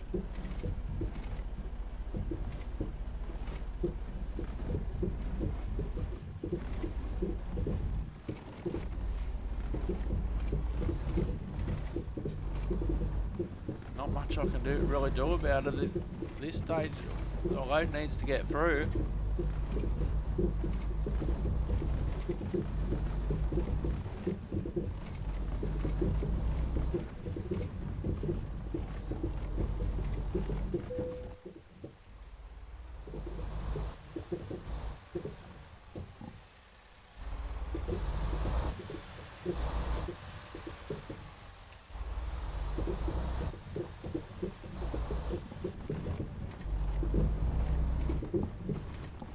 Oh, wowee.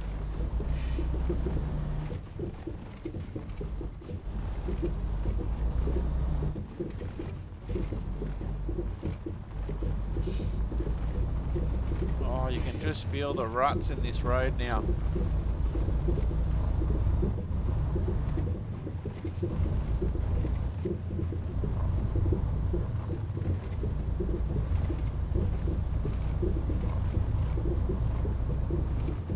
Oh, if this hasn't whet the appetite.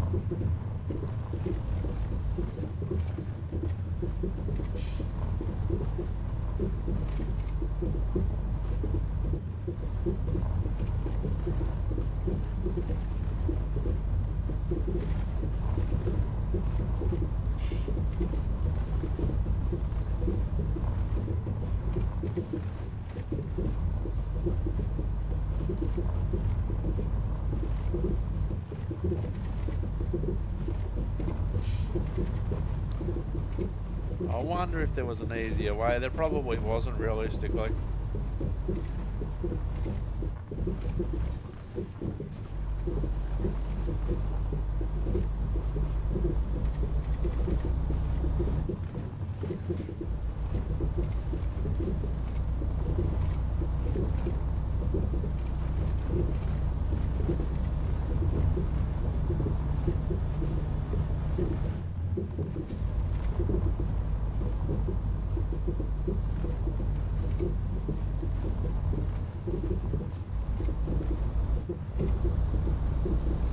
Oh, we're really struggling to keep speed up.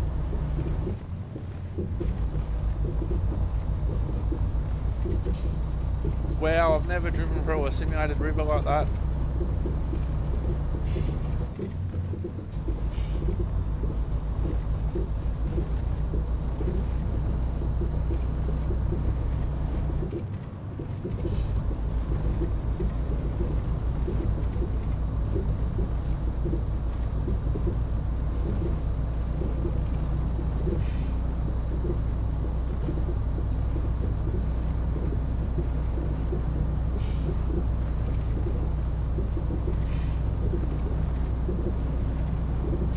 Alright, 2:30 game time, almost 1:40 local time as a comparison.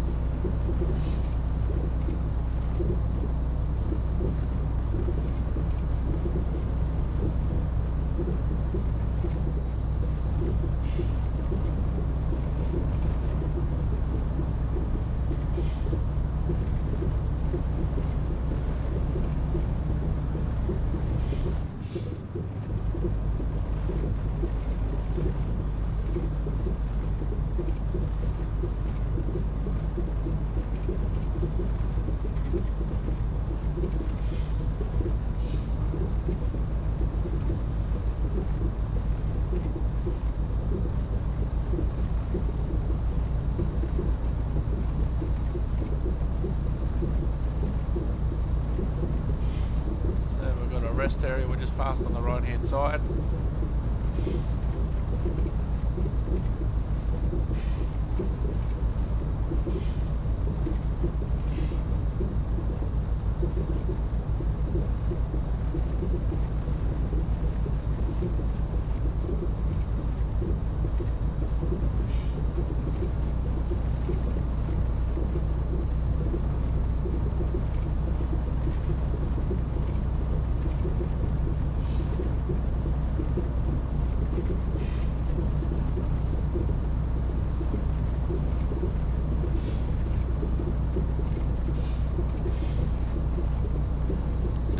Kilometres an hour is not bad.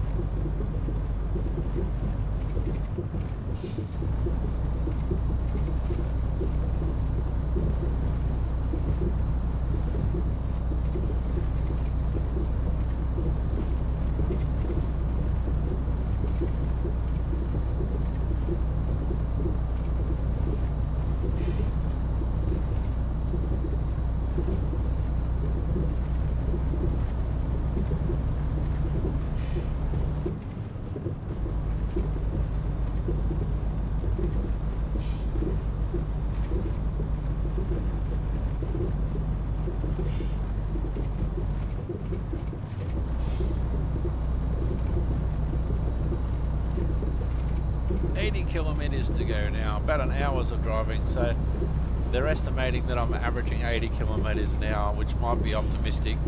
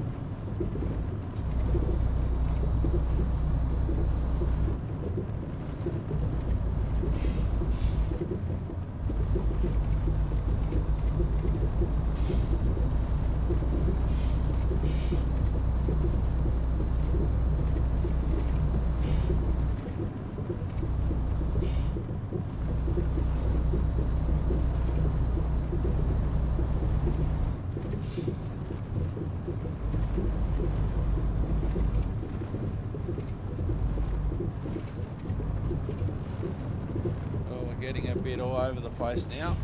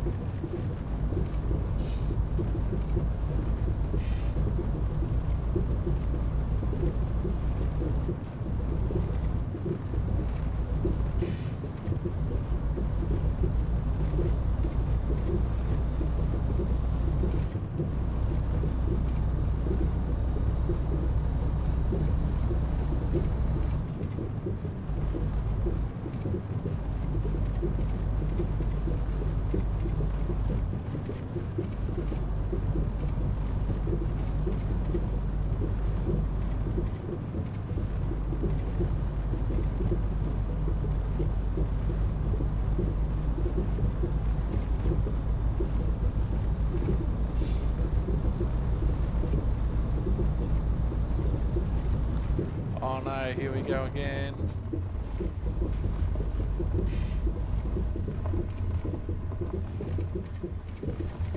So try and get the tyres in the grooves.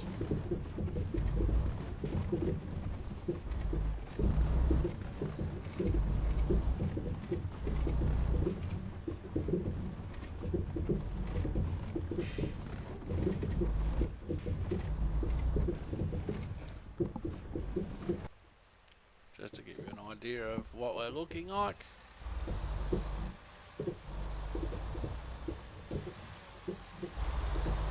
And the worst possible load you can have with those, with that one tyre down the back.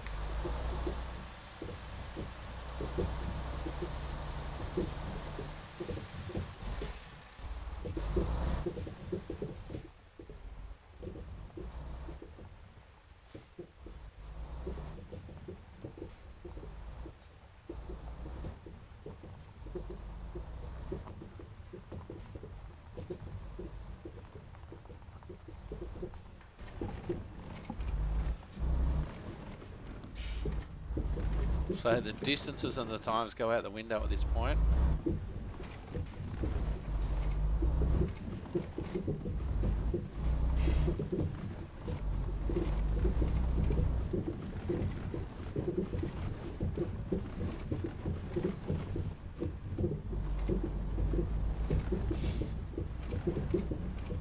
Now I was saying before about the speed limit of being 100 kilometres an hour. I'm lucky to be doing 10 at the moment, because look at the road. Now why this is like the way that it is, I've got no idea.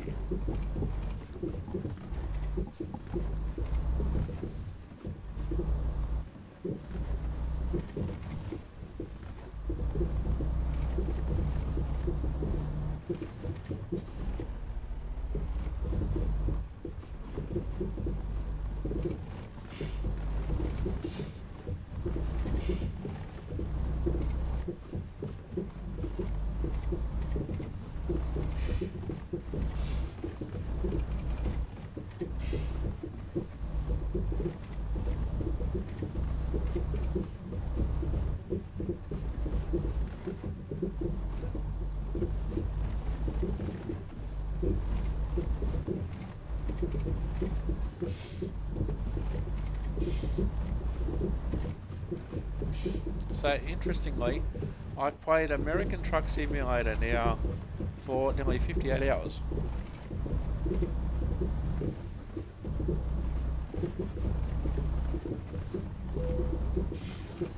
More trailer damage, but there's nothing I can do. I've got to keep going.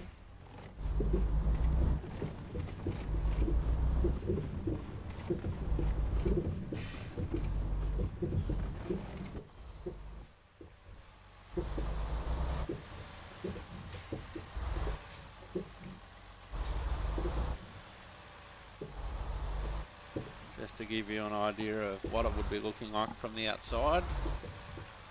Trying to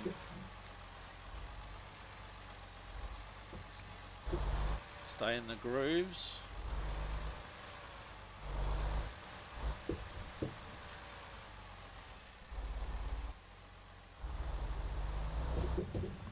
Don't go too fast and whack the trailer all about.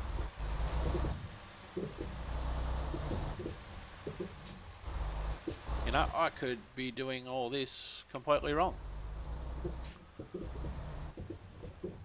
Maybe I need to keep my tyres on the high bits.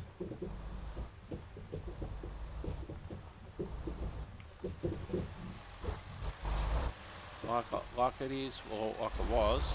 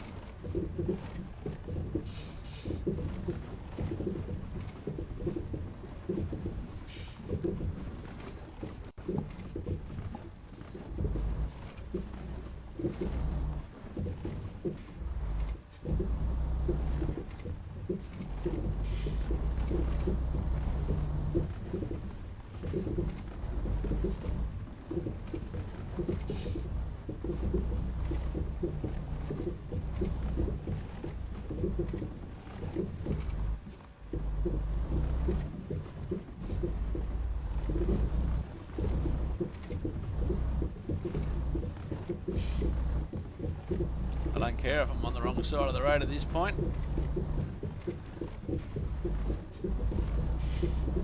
Just trying to pick the smoothest way through, the easiest way through, but there is no easy way.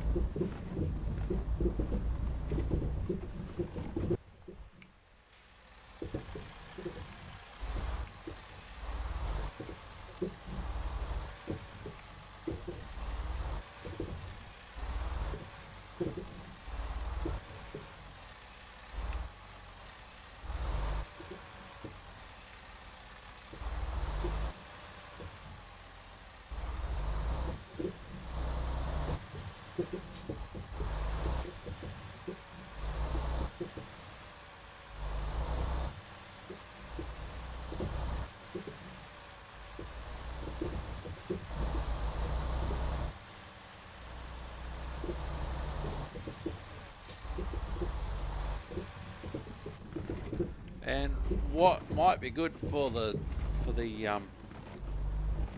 might be good for the front, might not be very good for the back.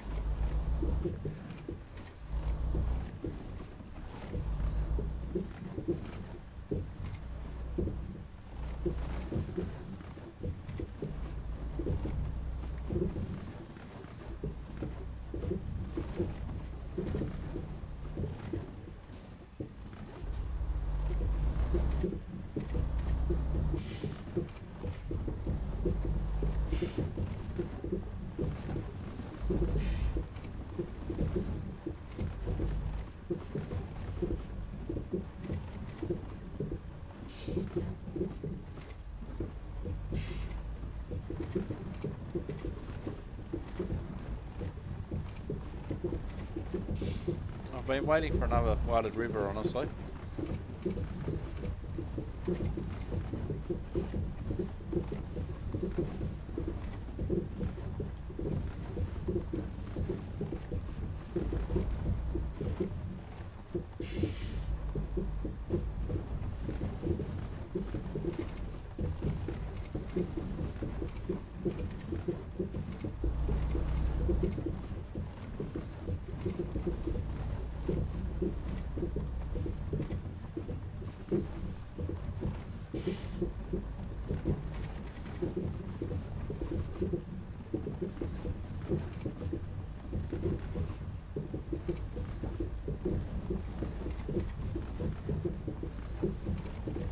What do they say about baptism of fire, throwing me in at the deep end? Certainly done that.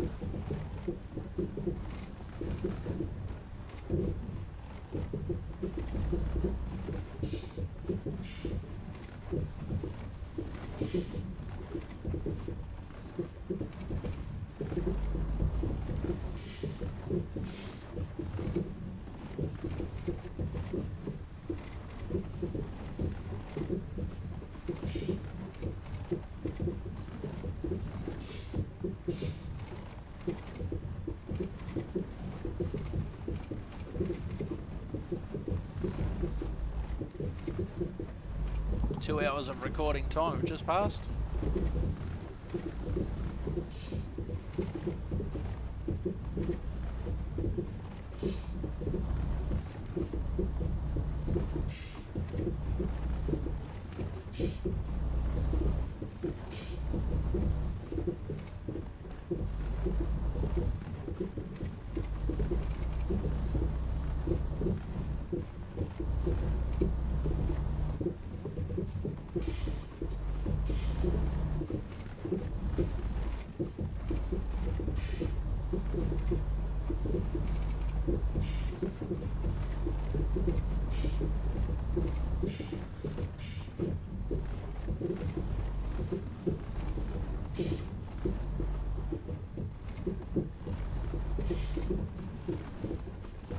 Oh, I can see some road that isn't mud up ahead.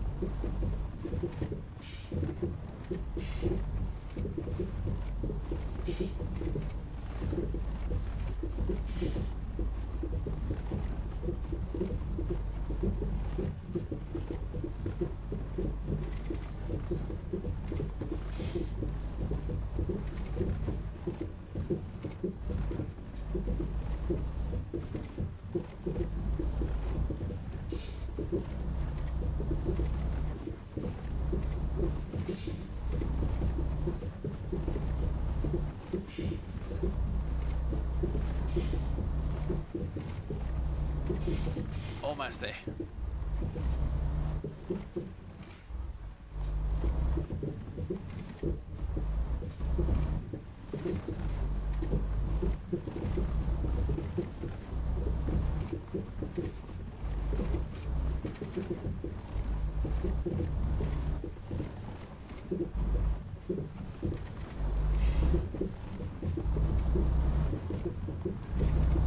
Alright, we'll try and make up some time now.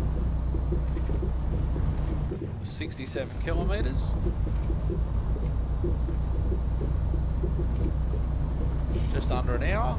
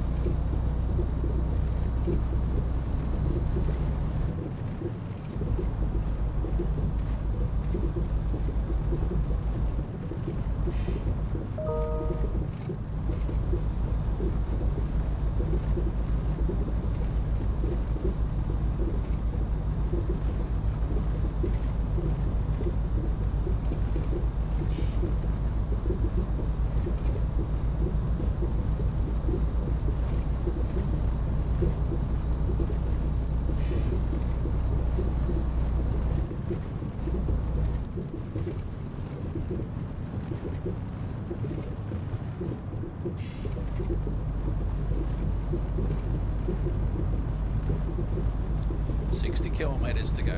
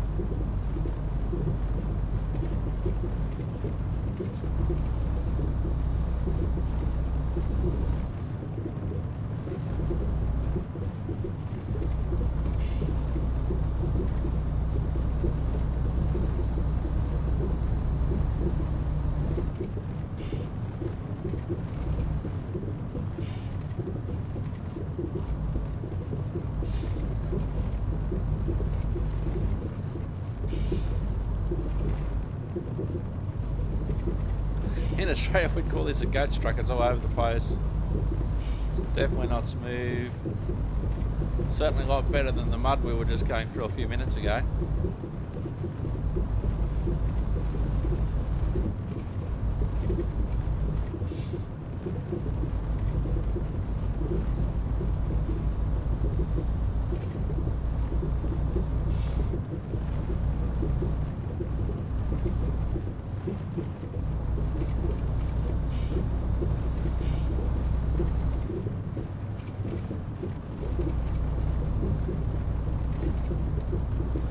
Might not even be the same distance apart on the trailer than what they are on the tractor, you know.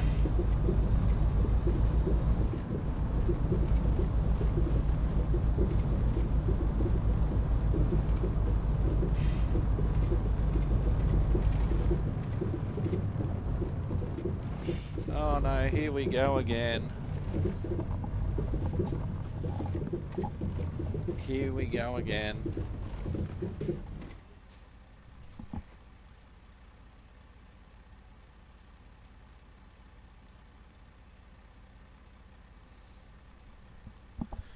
Alright, here we go again.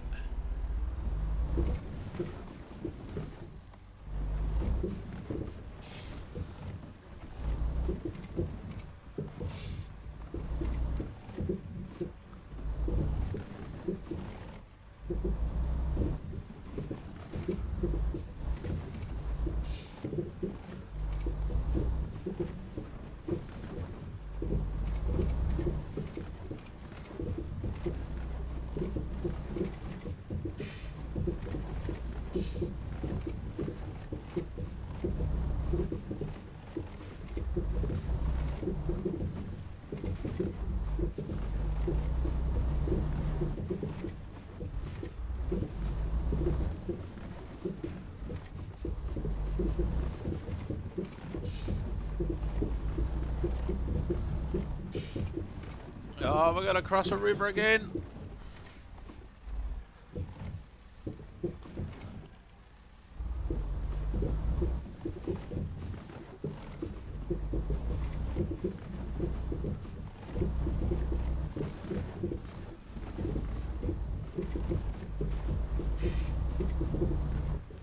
So in real life you'd probably, I don't even know if you'd get out and have a look under or try and think about how deep that is.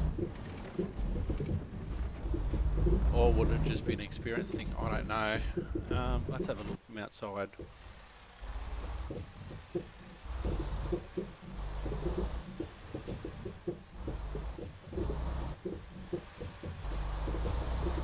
Alright, here we go.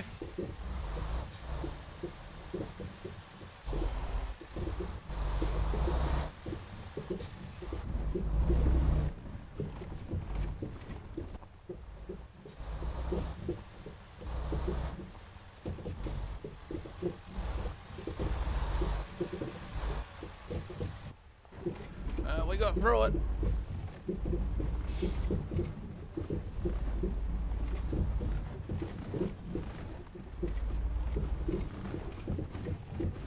You know, flood water could have even got this high. I don't know where it's muddy now.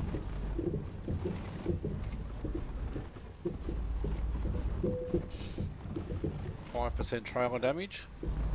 Can't say that I'm surprised.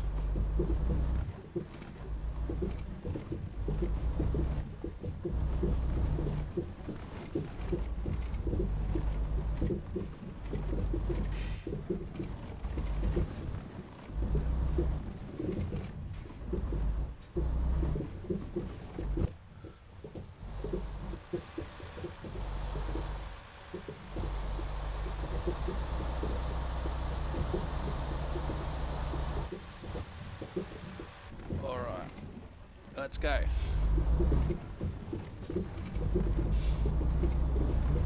52 kilometres to go.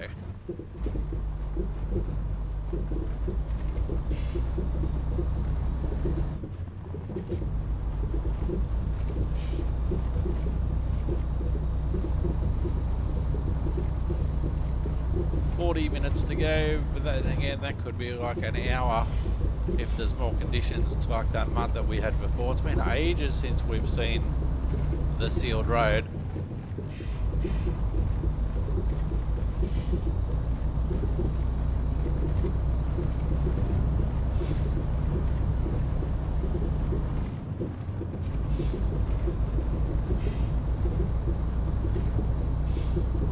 And there's no alternative.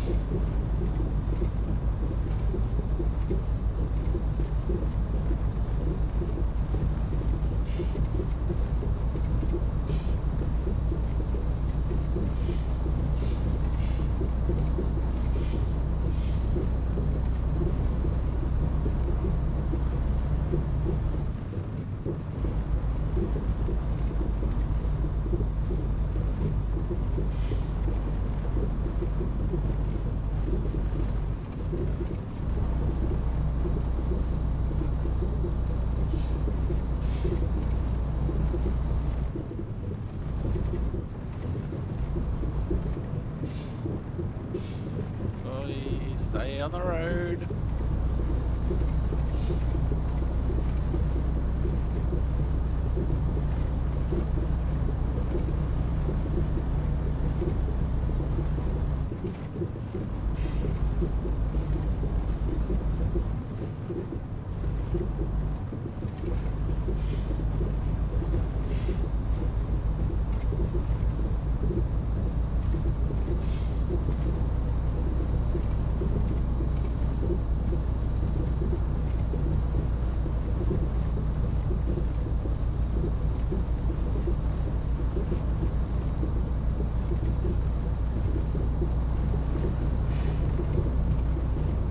Oh, we've hit 80.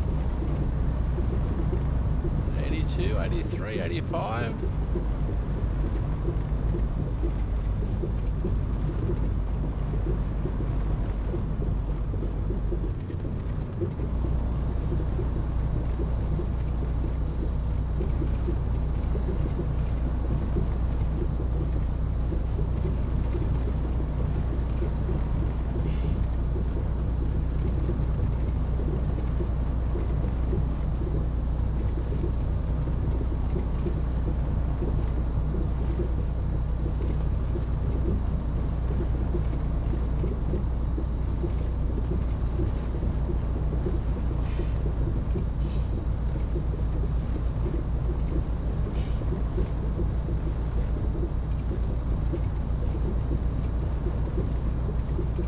Kilometres to go, just about half an hour if we stay at this pace.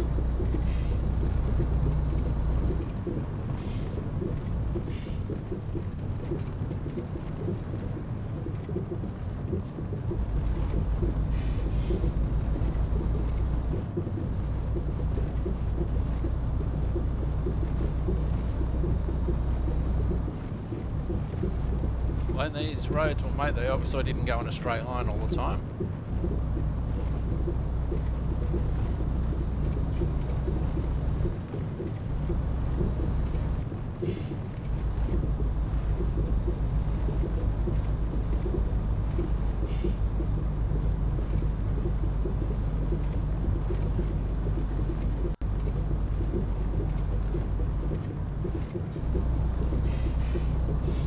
Big hill, I think I can, I think I can, I think I can.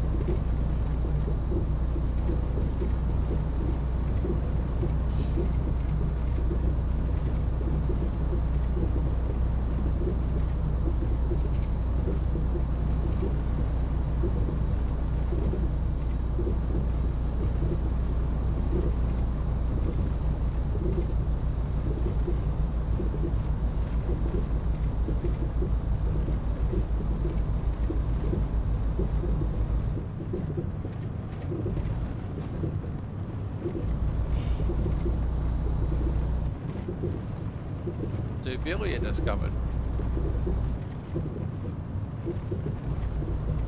Not that I know where that is.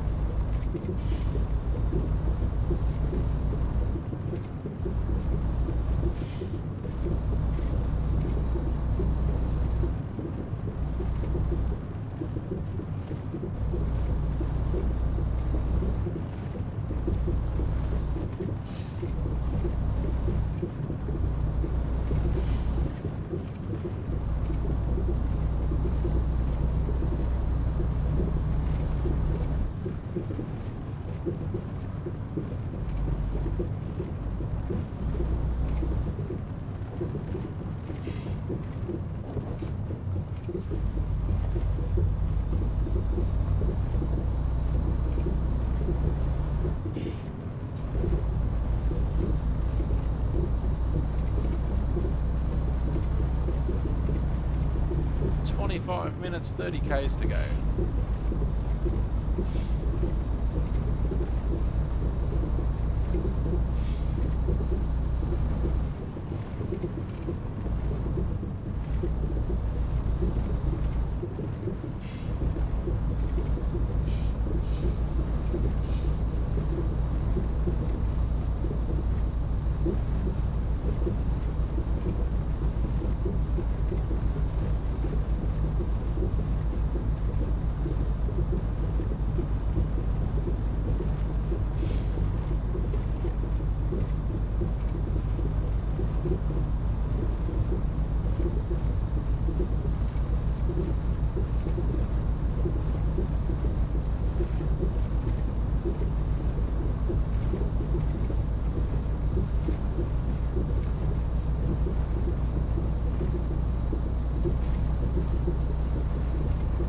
Nice and straight this is.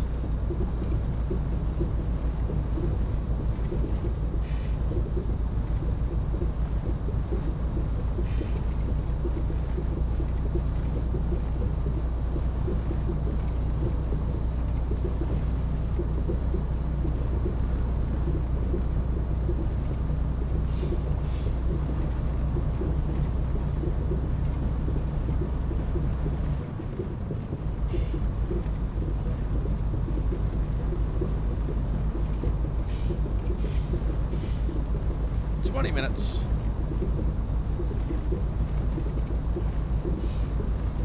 Almost 90 kilometers an hour.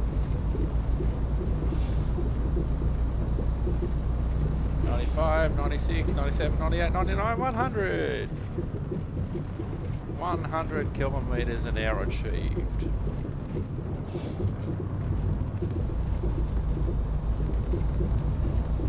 I'll never make it on this surface, but we have, and then there's some curves, so I have to be careful.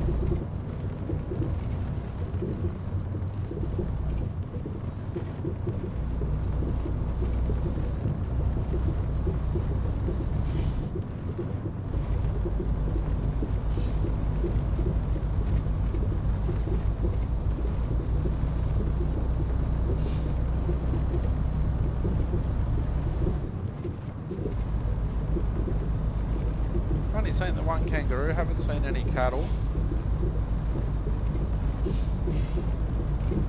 In the real world yesterday at the time of recording, I saw a goat on a train station. Or a railway station, if you prefer.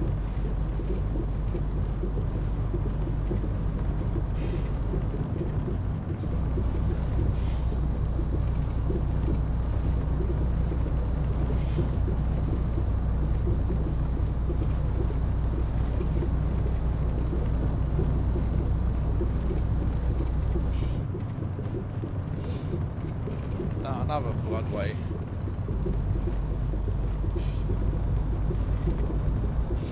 Doesn't mean that it's flooded now, of course. Although with some of the roads we've been on, you never know.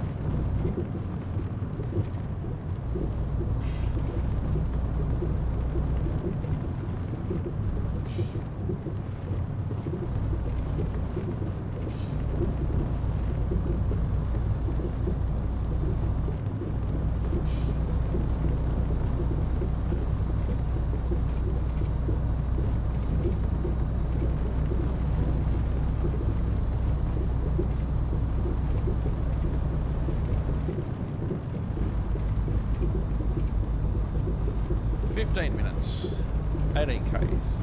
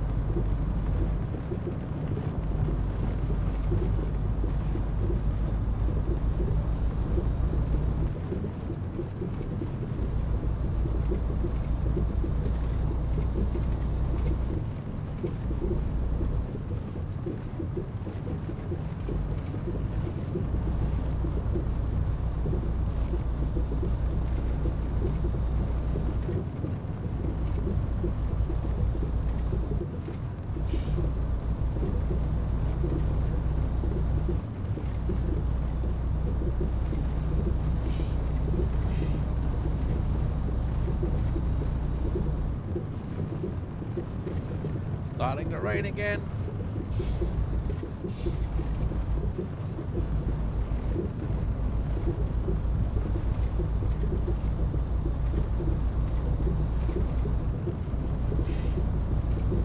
Which is funny because there's a lot of blue sky out. I'm loving the clouds, by the way. The clouds are awesome.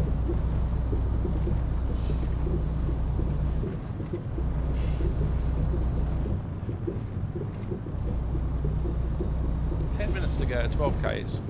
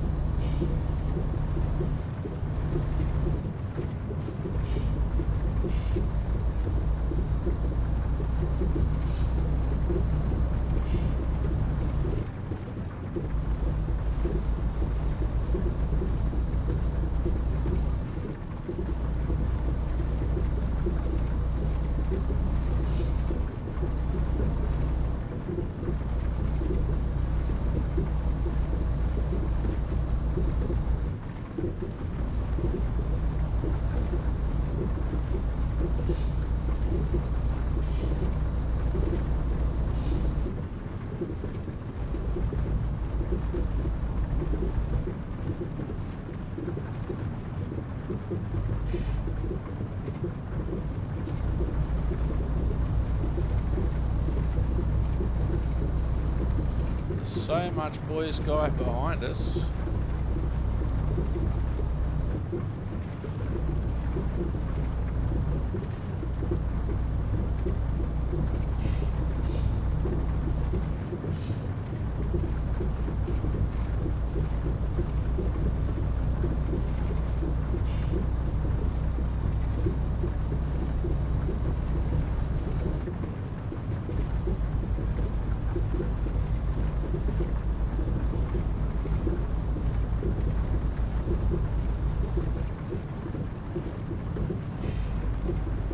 Kilometres to go, 5 minutes.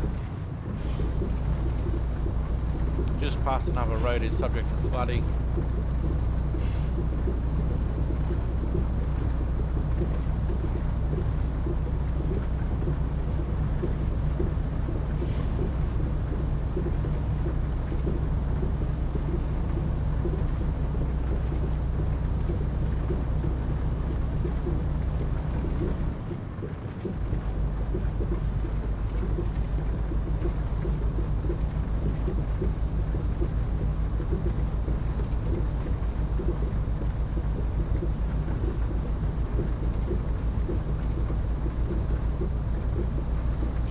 Kilometres to go, 4 minutes.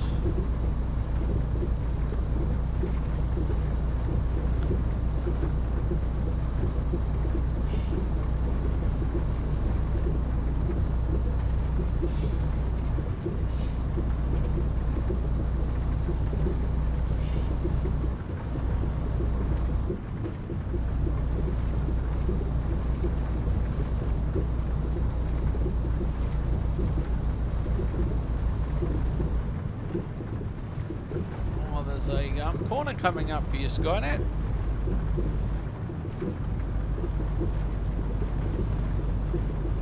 Destination's in sight.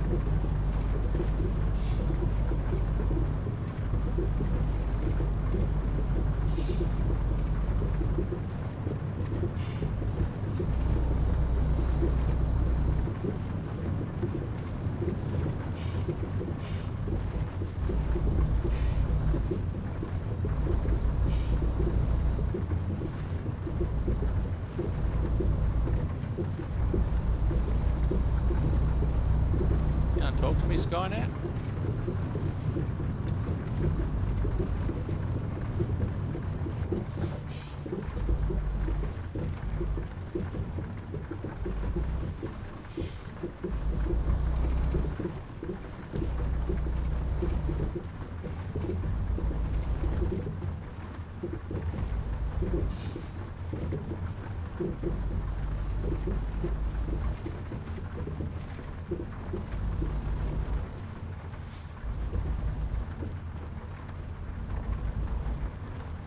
Here we are.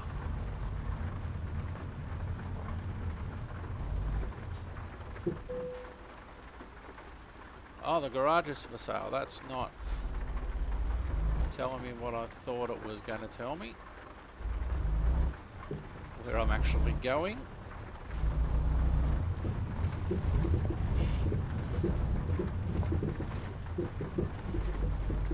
Why would I want a garage if I've got a home base in Charlieville?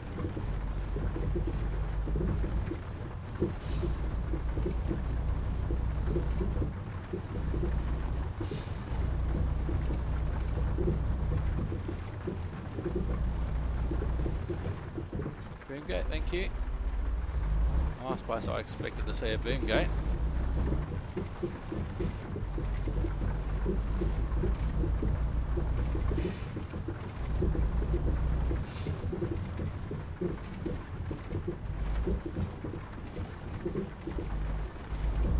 Oh, we've got to go down.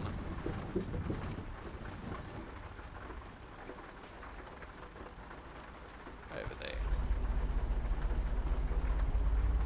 Rerouting. Oh, now you want to talk, Skynet. Please make a U-turn when possible. World map.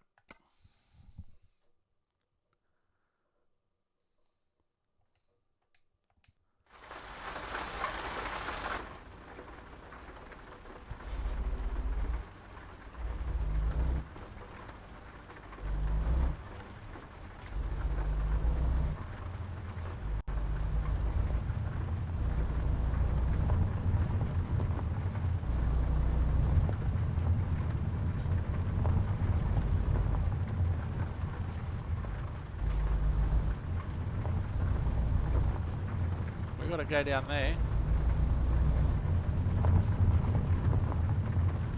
This will have to do for your reroutes, Skynet.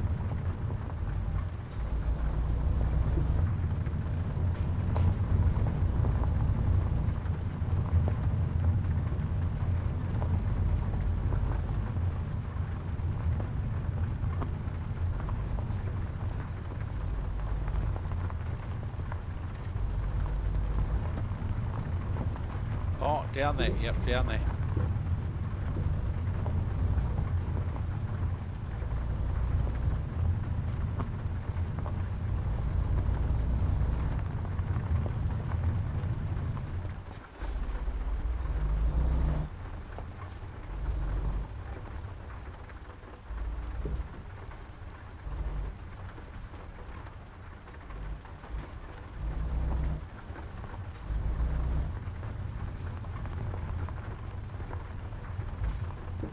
Ah! Oh, that was close to going off the edge. I was concentrating on the trailer.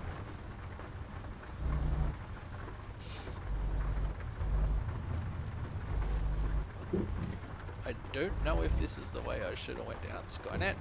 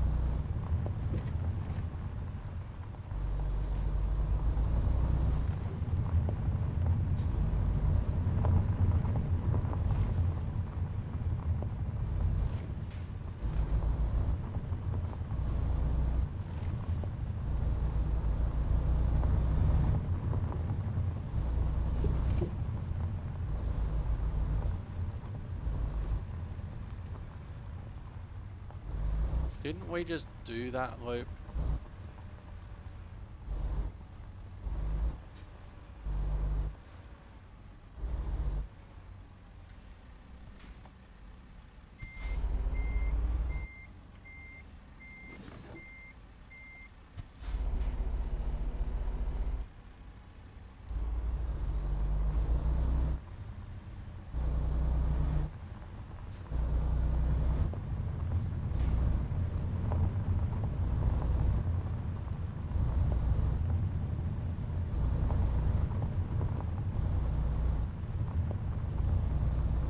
Recomputing.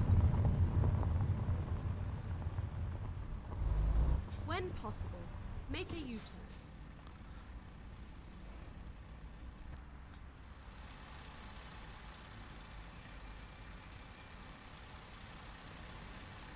So that's where we've got to go. We've got to go down there.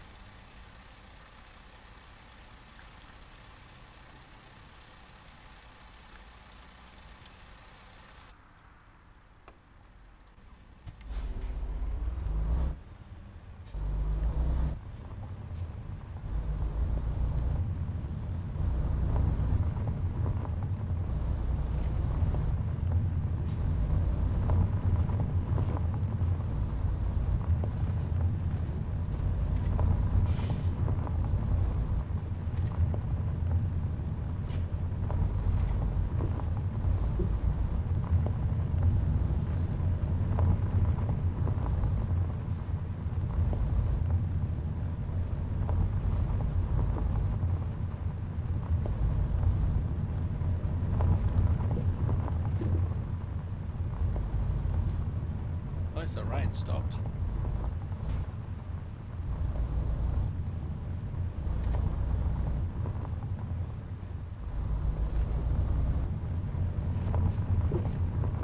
Probably should have, instead of going this way, I should have went the other way and just driven straight down, I reckon.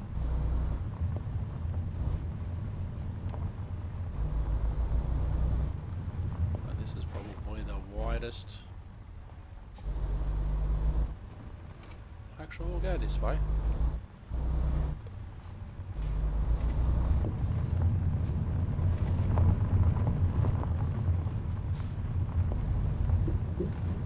Okay, let's find a new route.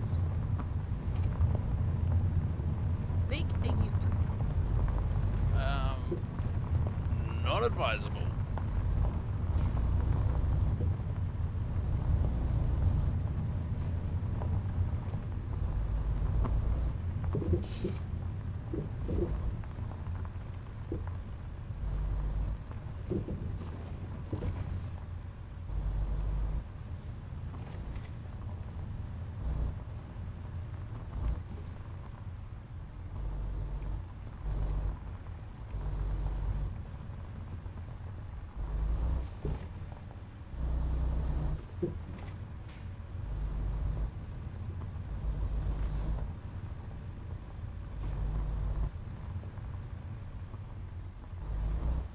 Not sure what these rocks are supposed to mean, but I'm going around them.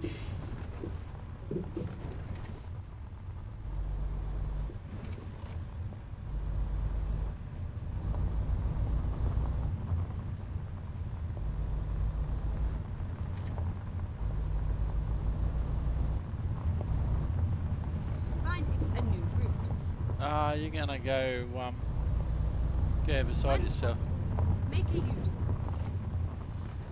There's another level down.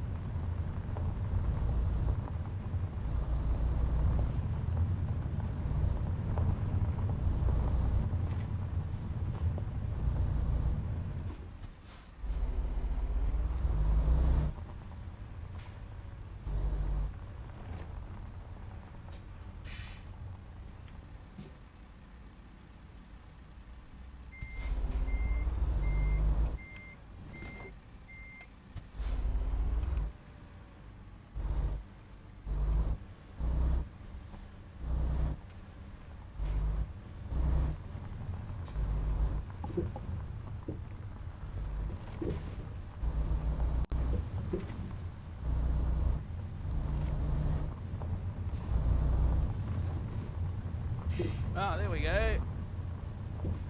parking zone.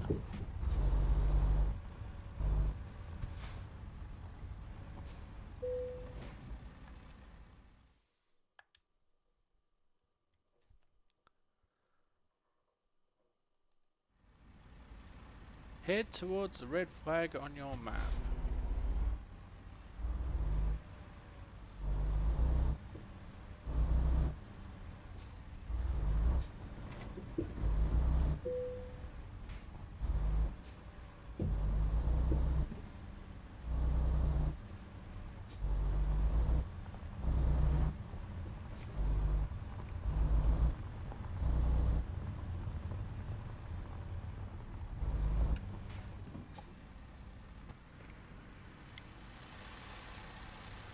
Not exactly straight yet, am I? Oh! That wasn't good.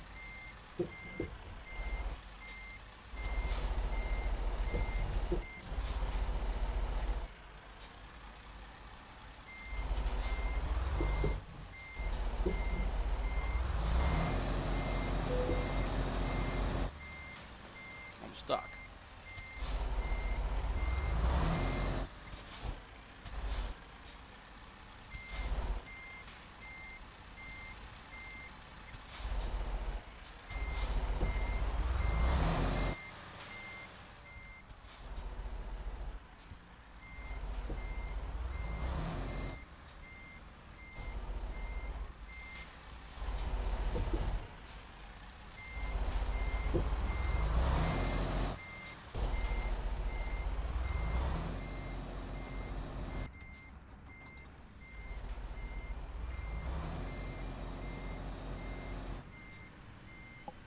I'm stuck.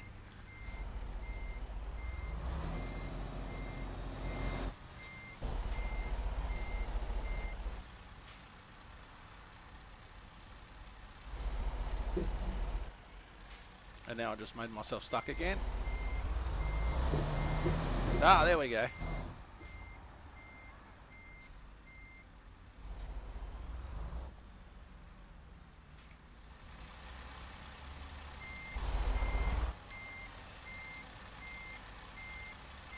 I'm cheating slightly, I know.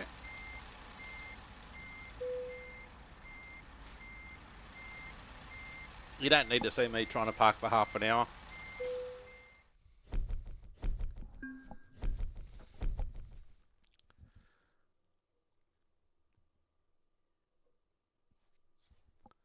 Alright, I'm now level 7, 308 kilometres from Charleville to Yerrill. 308 kilometres, almost 7 hours, and 6,400 RP, or XP I should say. I'm now level 7.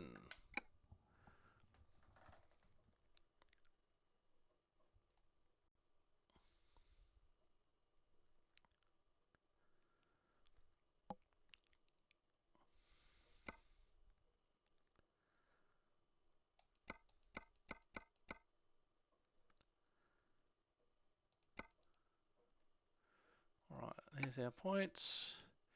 Job market, we'll have a look and see where we are. We're in Yerrill. A pressure tank to Snow's Place. That's basically the only one that we have available to us, so we'll take that job. We won't do it now, but we'll take the job and we'll have a look, see what truck we got.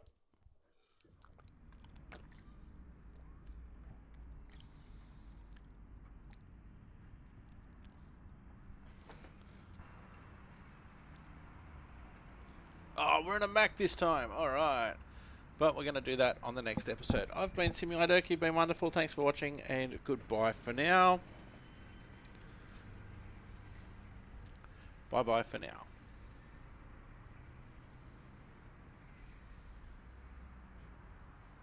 Bye for now.